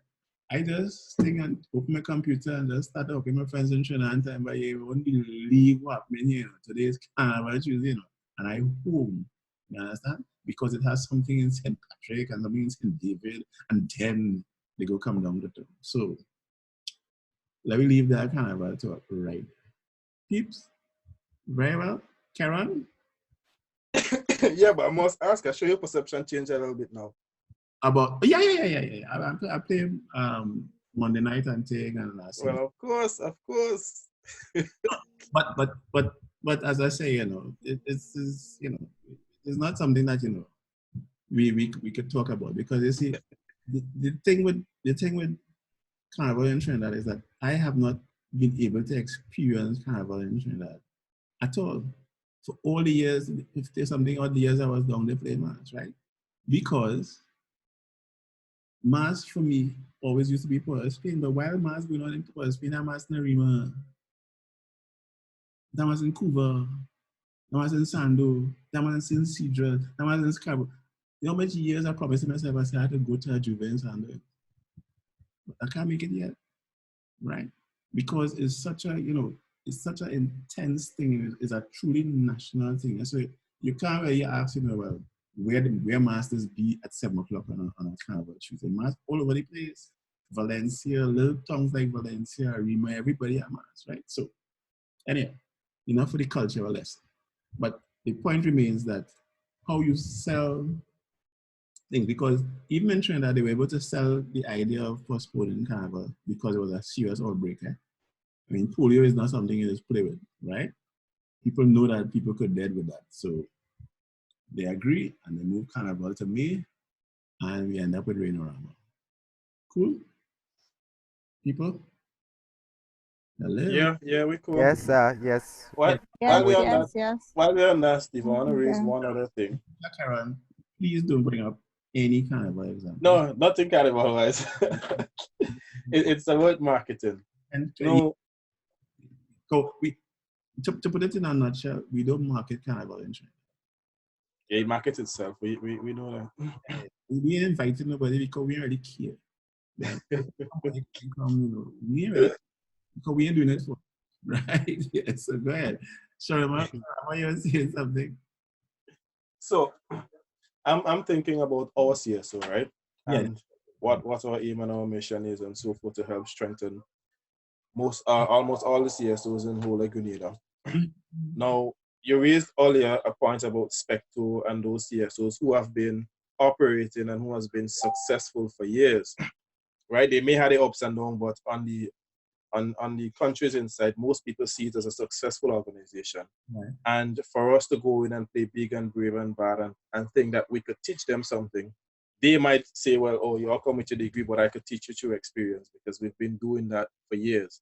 Yeah. Now, the way I see us counteracting a lot of these things is selling our CSO, not just to Specto, but for example, you have companies like Marip, you have well, not Marip now, but SIPE, and then you have other companies like GIDC and all those companies who believe in organizational strengthening, because that's sometimes most of that is key to them when it comes to them giving grants and giving so forth. They always look for that organizational strengthening component of it. Sometimes they have in-house people who try to do it, or sometimes they hire a professional to do that training. Right. That is where we could sell our CSO, sell it to these organizations, start MOUs and so forth. So whenever they have that component, we don't have to reinvent the wheel and try to sell ourselves to Specto. And if Specto is getting a grant, they would automatically have to be a part of that workshop, because it's not that we come into them, but the organization who's giving them the grant has been the one who recommended us and so forth. So that could be one of our strongest selling point, marketing point for not only is the strongest selling marketing point, it is the basis of your very existence. Because as I told you, we have Mrs. Edwards now in negotiations in terms of how she's going to further assist this CSO and this particular cohort. I don't know, those of you who weren't part of the chat when I mentioned it, right? So Miss Alexander Lauren has been able to, to get her in meetings. As a matter of fact, Mrs. Edward wanted to attend today's class, but she had another meeting. So at some time she's going to pop in the same way that Dr. Telesford popped in when we had face-to-face classes, to get a feel for, for what they invested in. And I'm telling you that, the support is coming, right? And it's going to be significant. I think all of you are going to be very pleasantly surprised that, that this activity, this pioneering activity that you're involved in is really going places, And one of the things that I've been looking at, contemplating in case it comes up, is how we could package what we do here in other countries with other UNDP. Great. Just make sure to put in that proposal when you decide to move to other countries to take big students like us and bring us over. Stephen gonna know it now, You're so fast, it's funny. You figure out dyslexic, you know what I mean? Because you say, Vonnie, that name ring a bell. You know? But I don't have this schemata to put, you know, where I see that name is. You know, everything connected in my mind. No. As I said, I am way ahead of you guys in terms of setting up this entire class for some serious activity in the future. As I say, you know, trust me. And I know you all trust me, so I don't even tell you. This is, you all are in like Flynn, you know what I mean? You're on like boiled corn, all right? So don't worry about it. All right. Now, I have a question before you move on. Natasha. In regards to marketing and like the customer demanding certain things from the organization that provides the service. And let me give an example.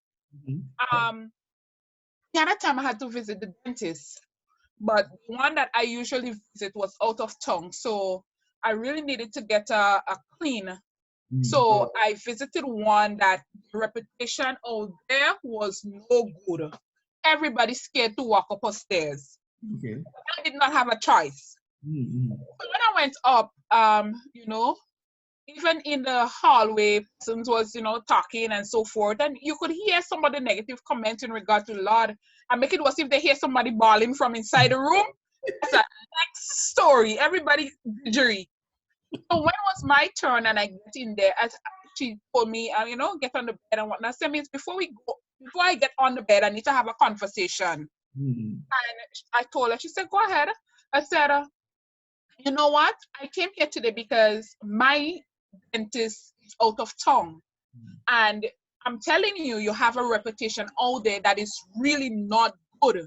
But I come here because I need a particular service. This is what is out there. Depending on how you treat me as an individual, I'm promising you that I would try in my own space to help change that perception that is out there of you. So let's see how it goes. Because to tell you the honest truth, I really couldn't take this woman trying my mouth. So I told her that. Her response would be, she turned and she told me, she said, you know what? Let you be your own judge. Remember, Jesus came unto his people and they rejected him. So let us see how the experience go. And I had no complaint with the experience. So I turned and I tell her, I say, well, let this be the experience that everybody else received from henceforth. The reputation would definitely change. And you know, I left the office, but ever since when we see on the street, we'll say hello. I don't know if it's because of the impact or what is it that I told her and stuff. But my whole perception of her then would have changed. So putting that in an organizational context, how then can the customer bring about that you know need for the organization to maintain its standards and so forth? All right, well let's go back to the example that Karen used. His impression was that, okay, so Spectre is, you know, better known than most, right? They seem to be doing okay. But just remember that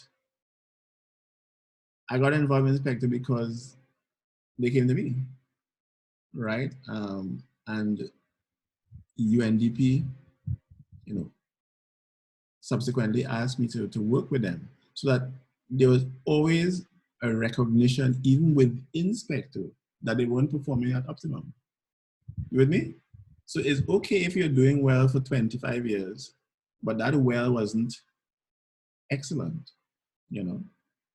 Even within the organization, they recognize some of their shortcomings, right? And that is why, you know, people like me, I suppose, you know, started off volunteering, started doing some work for them and help pick up some of these needs that are common to most, if not all, CSOs, because there's no such thing as a perfect CSO. You know, they have to continue evolving. Remember when we were doing the first course, CSD 112, you know, and we talk about how we organize and the CSO of the future.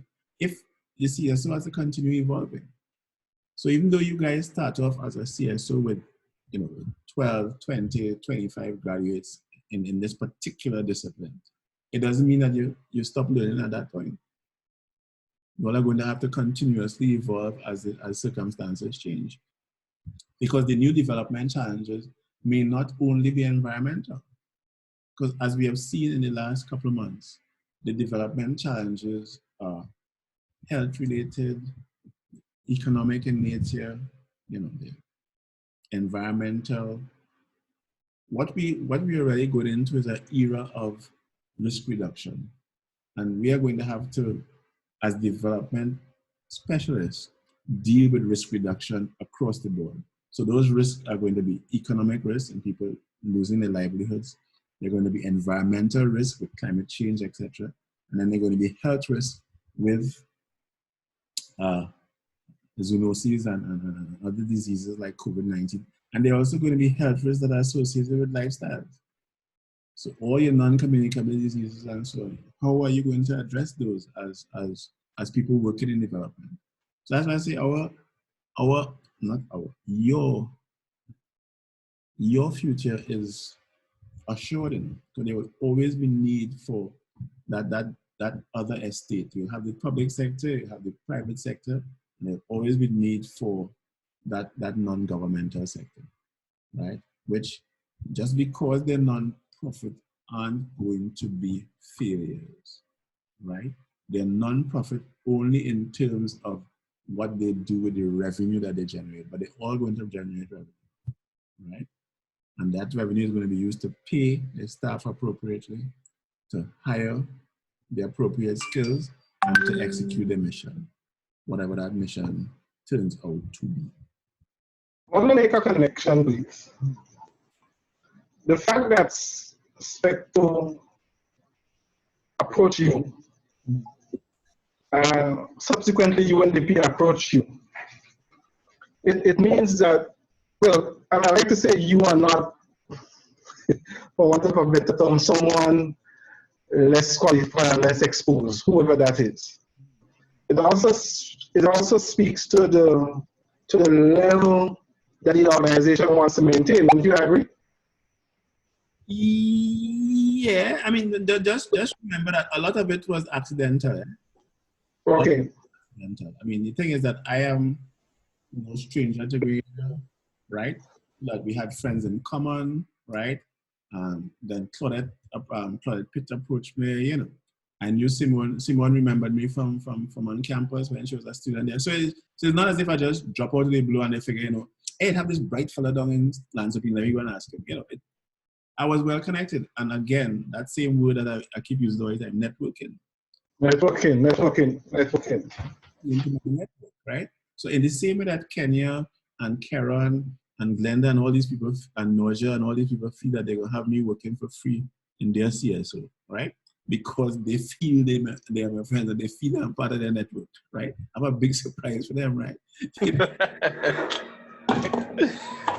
Sir, I can guarantee you, just because you're the one behind the CSO, you're going to ensure that this thing survives and make it the way you have to go. Yeah, that's the one thing that you probably don't know, but I know. Maybe. We ain't bothering to think about it, right? Maybe. Girl, he knows that already. Don't bother with him. He knows. He want nothing to fail enough. Trust me. I ain't even had nothing to say about it. Reputation. So it boils down again to marketing and reputation and the image that I feel the same way about that, like how I feel about Jab. You understand? That's why I say you probably don't know, but I know. Just remember that this organization with this course is a selling point for future courses around the region. Has to happen. Exactly. This is the pilot program on the head day. Hey. Exactly like the pilot program, he said that, Yeah, you just hear ching every time you watch me. The cash register. Every bit of input there means money, wealth. Yeah, and I'm sure you all remember me saying that I've never done anything that I did not benefit from. Right? Yep. Guys, remember, so is it agriculture? It's like the farmer buying a calf and binding it in order to milk it and butcher it later to make this. So be very careful. I don't mind being the sacrificial lamb. That's all right. That's all right. That's all right. That's all right. That's all right. That is quite all right. You understand? That is quite all right. Because sometimes what appears to be the beast of burden is the better job. Because all of you know the joke about the donkey and the pig. Eh? This farmer had this donkey, and I mean they used to work that donkey every day. The donkey had to be tooting grass, doing this, and then the farmer bought a pig. And the donkey had to be bringing food for the pig, and the pig used to be laughing all the time. Look at you, jackass! You had to be going for food from me and what. And the donkey was just, normal, cool breeze. You go, you bring grass and thing, and then December 22 came around. Market day, time to eat. The night, the pig started boiling. Wee, wee. The donkey said, no, Brett, it's not we. This is not about we. This is about you, right? So sometimes when you feel you want to take on the pressure and thing, let them take you for a jackass, you know what I mean? Because you aren't really marked for slaughter. So if you see me carrying the heavy load and not complaining, cool breeze, I go survive. I ain't worried about that. All right? Needs payoff. Need payoff day is gonna come. Yeah. I never worry about that. I mean, as I say, without waxing biblical, I don't mind casting my bread in the water because I know it coming back, right? It's just that sometimes when you come back, it'll be a little soggy and if you're not into soggy bread, you might have a problem. But so by the time you come back, you know, our teeth so it's the right condition. I find you on this dentist thing too much, though. Yeah, and you're right. And she think I know she talk about my dentist. But when she said that and she talked about her experience, my experience with that same dentist is a bad one. Okay. Oh, sorry to hear that, but not mine. It's like, I went to that dentist and then because of the experience, I left that dentist out and I went to a next one. And as soon as I opened my mouth and he looked at a scar that I have on my gum, he said, "Who that dentist will butcher you?" Oh, no. Well, let me just stop you. There are two things wrong with that. One, as a professional courtesy, dentists should not really be commenting on other dentists' work. That's right. It's not ethical at all. Exactly. Ethical, yes, but that happened. And then the next question he asked me was, "You sure it's not you who take all that thing?" And I was like, "No." I went to a dentist. I did not call the dentist name for him. And then he said, "Okay, don't worry, we'll fix that." And then, it's just but neither that was marketing strategy to buy you over as a customer. You can't figure out that. You understand? I have been that patient of that dentist from the age of 18, and to this day I have no complaints. I've lived in Canada over 10 years. I've lived in Trinidad over 5 years. I don't have any complaints with my dentist. Okay. I think y'all go to the dentist and y'all so scared, y'all nervous, and y'all not listening. You tension up all your body. Leave my dentist alone, eh? Shamsi, that's not your dentist, Shamsi. Close your ears. That's not your dentist. Talking about that invisible dentist. Or Shamsi, that's Shamsi's friend. When you go by a dentist friend, that's different to going by the dentist in a professional manner. Girl, Jeanette, no, I talk to you about my dentist already. You know. I just got reviews. I am never going to your dentist. I'm going to stick to mine. I like it. I remember with you and Chastine, you said, "No, you ain't coming. I'm bothering with you. My dentist is good. God-fearing woman, and she is have no problem." All right. But on the topic of marketing, though, and dentists, I mean, the worst dentist experience I've had nothing to do with dentistry. It had to do with a recommendation. The girlfriend at the time recommended this dentist in Trinidad. I gone into the man's office, and he had bad breath. So I blank you one time. I agree. I am not, I don't care how good he is. I'm not going to any dentist with bad breath. Because my attitude as physician, heal thyself. My thing is, I couldn't have any faith. I mean, apparently he was excellent in it. But that was my experience. But in time he tilted my head back on that chair, and he almost knocked me off without any Novocaine. My attitude was this. He probably wake up too early and he didn't brush his mouth by accident. No. By choice. No. Importance of a first. No. He probably has halitosis. It's probably nothing to do with his teeth, you know. It doesn't matter. Yeah. It doesn't matter. It doesn't matter. I'm still saying it has to do with first impression. Didn't I ask you all the same thing? If the first day I walk in there, you wouldn't give me a chance to find out whether I knew anything or not. If there's something that turned you off on the very first, but the first day I walk in and say, wait, this place so hot, you know, you have nothing place. So in Trinidad, you know, wouldn't all of you just get up and walk? Yeah, it's true. It's true. Let me just show up for Trinidad. I mean, me already care what kind of class you selected me for, right? So a number of things could have gone wrong that very first night, right? So I walk in the place hot, you know, and say, no, I can't teach in this hot place, and walk off. You all think I was coming back to see what I would be like the next day? No, you know, so that has to do with first impression. So I totally agree that first impression thing makes a big difference. Right? And then so what you doing over here without a mask? No, that was not me for mask and thing. Oh, because I know usually when dentists go to attend to you, they need to have on a mask because they're coming so close in regards to contact, you know? I was in my teens and things. This is in the dark ages. This is that's Stone Age days, you know. Oh, that's the only truth. You're confusing my figures, eh? And fellas used to go around lighting the lamp for street light and thing. Anyhow, yeah. So you're confusing my figures, sir. You're confusing my figures. I'm telling you. I'm trying to figure it out, but you're confusing me, man. There's nothing to figure out. There's nothing to figure out. There's nothing to figure out. Start from 1956 and there's nothing to figure out. All right? So don't stress it. Yo, we finally get it, Jeanette. That's part of my age, so that's not an issue. All right. So couple more things, right, before we close out, because we've been at it for more than 2 hours. I just want to share some documents with you, right? And we'll pick it up on Tuesday. The 2 documents have to do with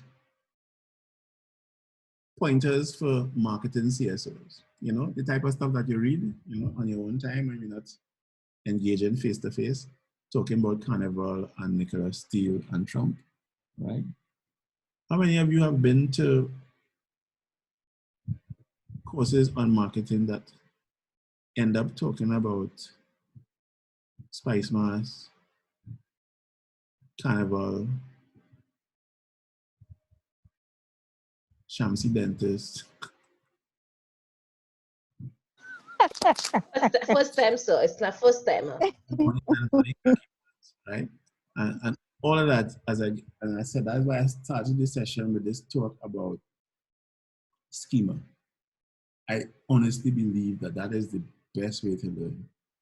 If you ever challenge about marketing again, the amount of different examples will come at you from Shamsi, from Natisha, from Sheridan feeling for ice cream when she have everything in her house that she needs, you know what I mean? And the negative impact of a public official getting vexed, literally getting vexed and saying people are stupid. You know what I mean? You know, because he said that to them. He said they were being stupid, right? I mean, I'm sure you get it afterwards, but it had the desired effect at the time, right? So when we think communication, I want to be sure that when you guys are finished with this course, that anything to do with development, any topic, whether it be COVID, climate change, you see all these little schemata start operating, and you have to pull an example from anywhere, anything in everyday life, right? From how a dentist comports themselves to whether a dentist should make sure that they don't have bad breath, etc., right?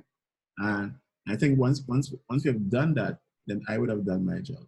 Because the actual reading of the, the 7 points of marketing in CSO, let's face it, anybody could do that, right? What I'm assuming that anybody couldn't do was to spend the hours that we have face-to-face talking about the widest possible application of marketing and how, how it impacts everything that we do. So that when we start talking about uniformity, in the sense that when you have a board meeting or you have a public event and everybody turn out in the same t-shirt, yeah, then we know, whether we get surgical to sponsor it or not, right? That we're really working, right? So remember too that the image has to do with the messaging too. And that if you're true to your mission, you have to be very careful about who sponsors you can't have these people. What is your major rum company here again? Rivers.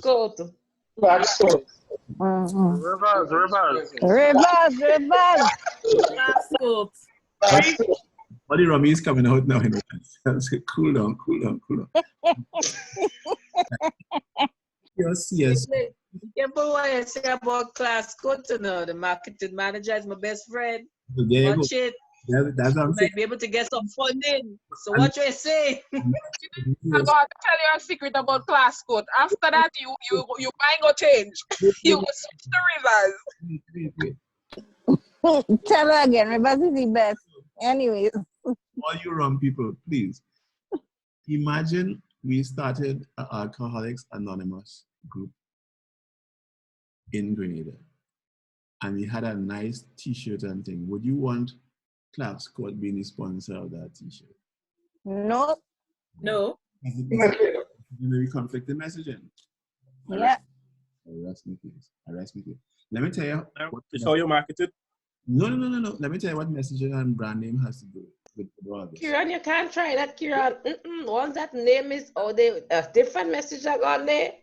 No, wait, I'm coming. And then it contradicts class code on Wait, Natisha, wait. sorry, sir. Before I want to deal with Karen. I want to find one point of agreement with Karen for the whole evening.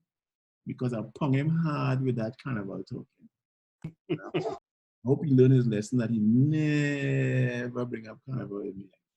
But to take the side of Karen for once, for just 10 minutes, Dwight York was probably the most successful footballer of the recent era, right? Last 30 years or so, right? Dwight went on to play for Manchester United, which was at the time of his transfer for 13 point whatever million pounds. He was the highest paid transfer ever to Manchester United, right? When Dwight came back to Trinidad, and one of the many times that he came back while he was an active Manchester United player, he was actually sponsored by Carib, but Carib Malta. You see where the personal images and things like that? Yes. That's why I said how we sell it. That is why I decided I will back Kieran on that particular. But Kieran, what else does class code sell, Kieran? What else does class code sell? There isn't anything else besides alcohol by class code. It's only rum. Sanitizer. That was only created now in COVID-19 season because the populace would have announced that. But wait. And it was a means of rating revenue. But some alcoholic drink to the sanitizer too. But Sanitizer is good rum, you know. Exactly, they just put drinking a it little too. blue food coloring in it, and I know that for sure. They only put a little blue food coloring in the thing, but it's actually better than Clark's Coat itself. The purity of the rum. Ms. Jim, please do not encourage people to take hydroxychloroquine. Please, right? But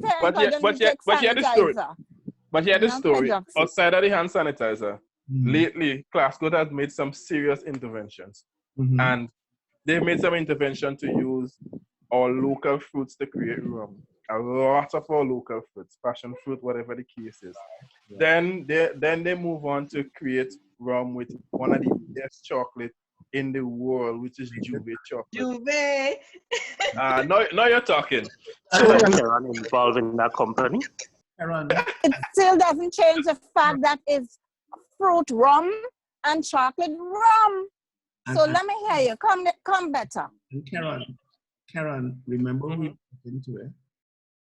There are certain things you must be very careful when you talk to me about it while I agree. Okay.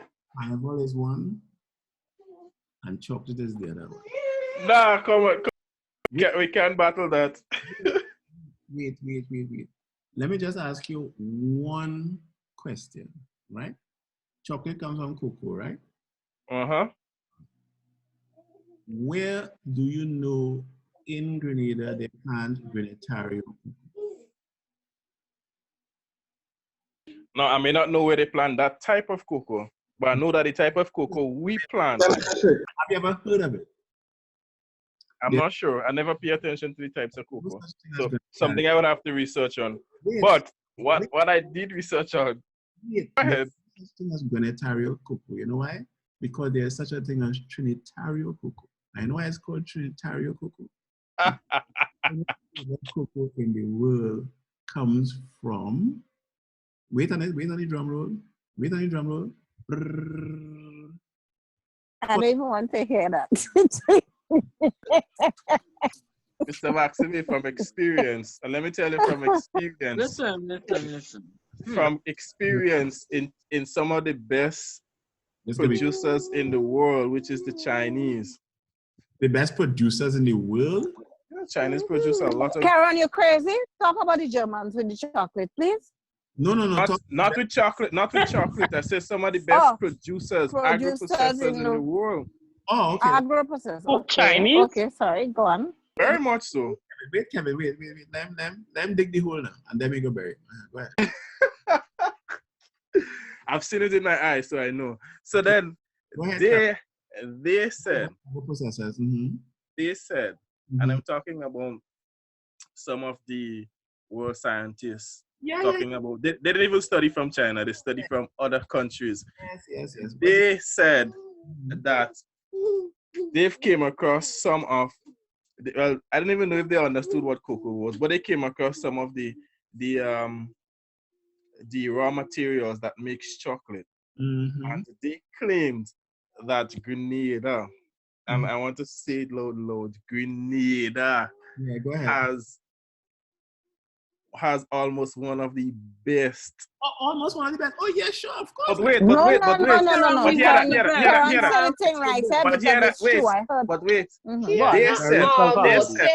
They said to me that we are cheap. They said to me that we are being cheated on the world market because we sell our raw material, which is the best material, to the Swiss companies and they take it and make Actually, all kind of no, crap I've been in a seminar and we've gotten the goal on that. We have the best. Yes, it's true. Quality chocolate The best in the world. in the world. Yeah, my people. Go ahead, guys.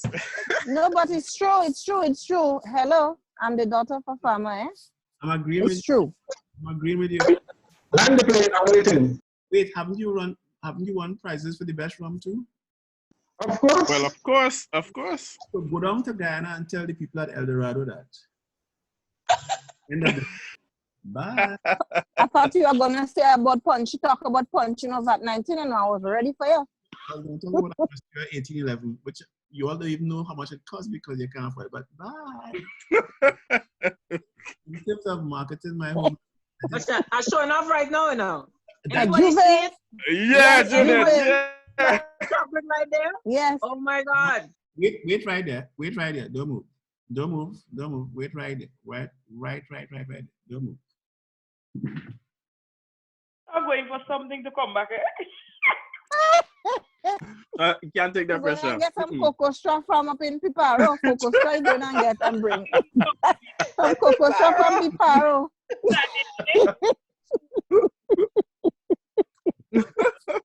Go to Somebody go and get something to come back and show up. Some cocoa straw from Piparo, I tell you. Yeah. What do you think this is? Angostura. This is the world famous. I can't see anybody coming. And the same. The worst. Take one now. Take one. Angostura bitters, right? Of course, you know, that is why you must agree to disagree. I give you that one day with Angostura. Most of Angostura. It's not from Trinidad, it's from the Caribbean, which we are very smart of. Well, but you know, Grenadians decipher the secret in Angostura. Oh, yes. Of course. Everybody did. Everybody did. Mm-hmm. I have people decipher Coca-Cola too. But in terms of secrets, this ranks up there with Coca-Cola. Yeah, it does. All honesty, it different does. category for itself, so I must say. That's not a different category for itself, and I can tell you. I told you guys, I actually saw the IP listing for Angostura. It's really encased because it was since 1894. It's the very first trade secret register. So, and I know what you're talking about. In terms of marketing countries, I think I stood my ground against 20. 22 it was 22 too late. Take one. You're Trump. I would not dispute what you said about Angostura there. I would, agree with you because after, doing marketing for a particular company, was an agent for years. I cannot go against, even if, ethically, I cannot go against it, even if I've left them a lot of years ago. Yeah. So, it wasn't my area, but I had to fill in now and again. So. And on the subject of marketing, do you know that this was a mistake? Yeah. Yeah. And they never changed it in how much years? They always, if you notice, Angostura label is always bigger than the bottle. Yeah. They told them they did all the marketing service and they realized that if they ever change that, they're dead. It's the same thing that happened with BB. When they were going to change the Caribbean Airlines, people said, stick to that BB. Right. But that was an error they made maybe just over a decade ago. What, this, the labels? Yeah. No. But always been like this. Always. But Mr. Maxime, so look at West from the 1890s and so. About Angostura. As you brought the Angostura, I should have expected that. I did a wedding last year at Belmont Estate, and it was a Grenadian and a Trinidadian getting married. Oh, good. So for the photo corner, I did a jab and a mask, a pretty mask costumes for them to take photo. On the table, they wanted chocolate. They wanted pure Grenadian chocolate, and they brought up a set of little Angostura miniatures. So I should expect when we talking about chocolate, it's bitters you go bring out for me, Yeah. Hey, as you said that day, I remember that you owe me a bottle of some chocolate. But I should expect that. Shams, you remember the little bottles I gave you? No, you didn't give me that. I'll tell you, I have it in your house for me. I want it now. Remind me. Oh God, you'll get it after the COVID, Shams. You ain't like that. Why like that? You have me so. Oh God. Okay, Shams. I'll give you. Go get on soon else. And another thing, you always eating plum, you eating some kind of food and thing. This is very, very poor COVID manners. I'm very sorry, sir, but I'm actually having lunch. So, I was out all day. That's why I was late to class. My apologies. I didn't say that when I came in, but I'm just having lunch. Jeanette, your tongue call you was out? No, hold on. Listen, I'm coming downtown tomorrow in the morning. Are you going to save me the plums? Well, Shamsi, who's gonna? No, Shamsi. The documents I promise you, I'm going to put them up now and give them to you, right? And we can call it on Thursday, God willing. Inshallah, we're going to have a discussion on the two documents that I circulated earlier and the one that I'm putting up now. Okay? All right. Okay, sir. Sounds good. All right. I'm disconnected from Zoom. So it's a review session on Thursday. Right. All right. Bye, everyone. Good night. Thank you. Good night, everyone. Take care. Bye. Good night. I'm going to put the recording up in a bit. Okay, thanks, sir. Don't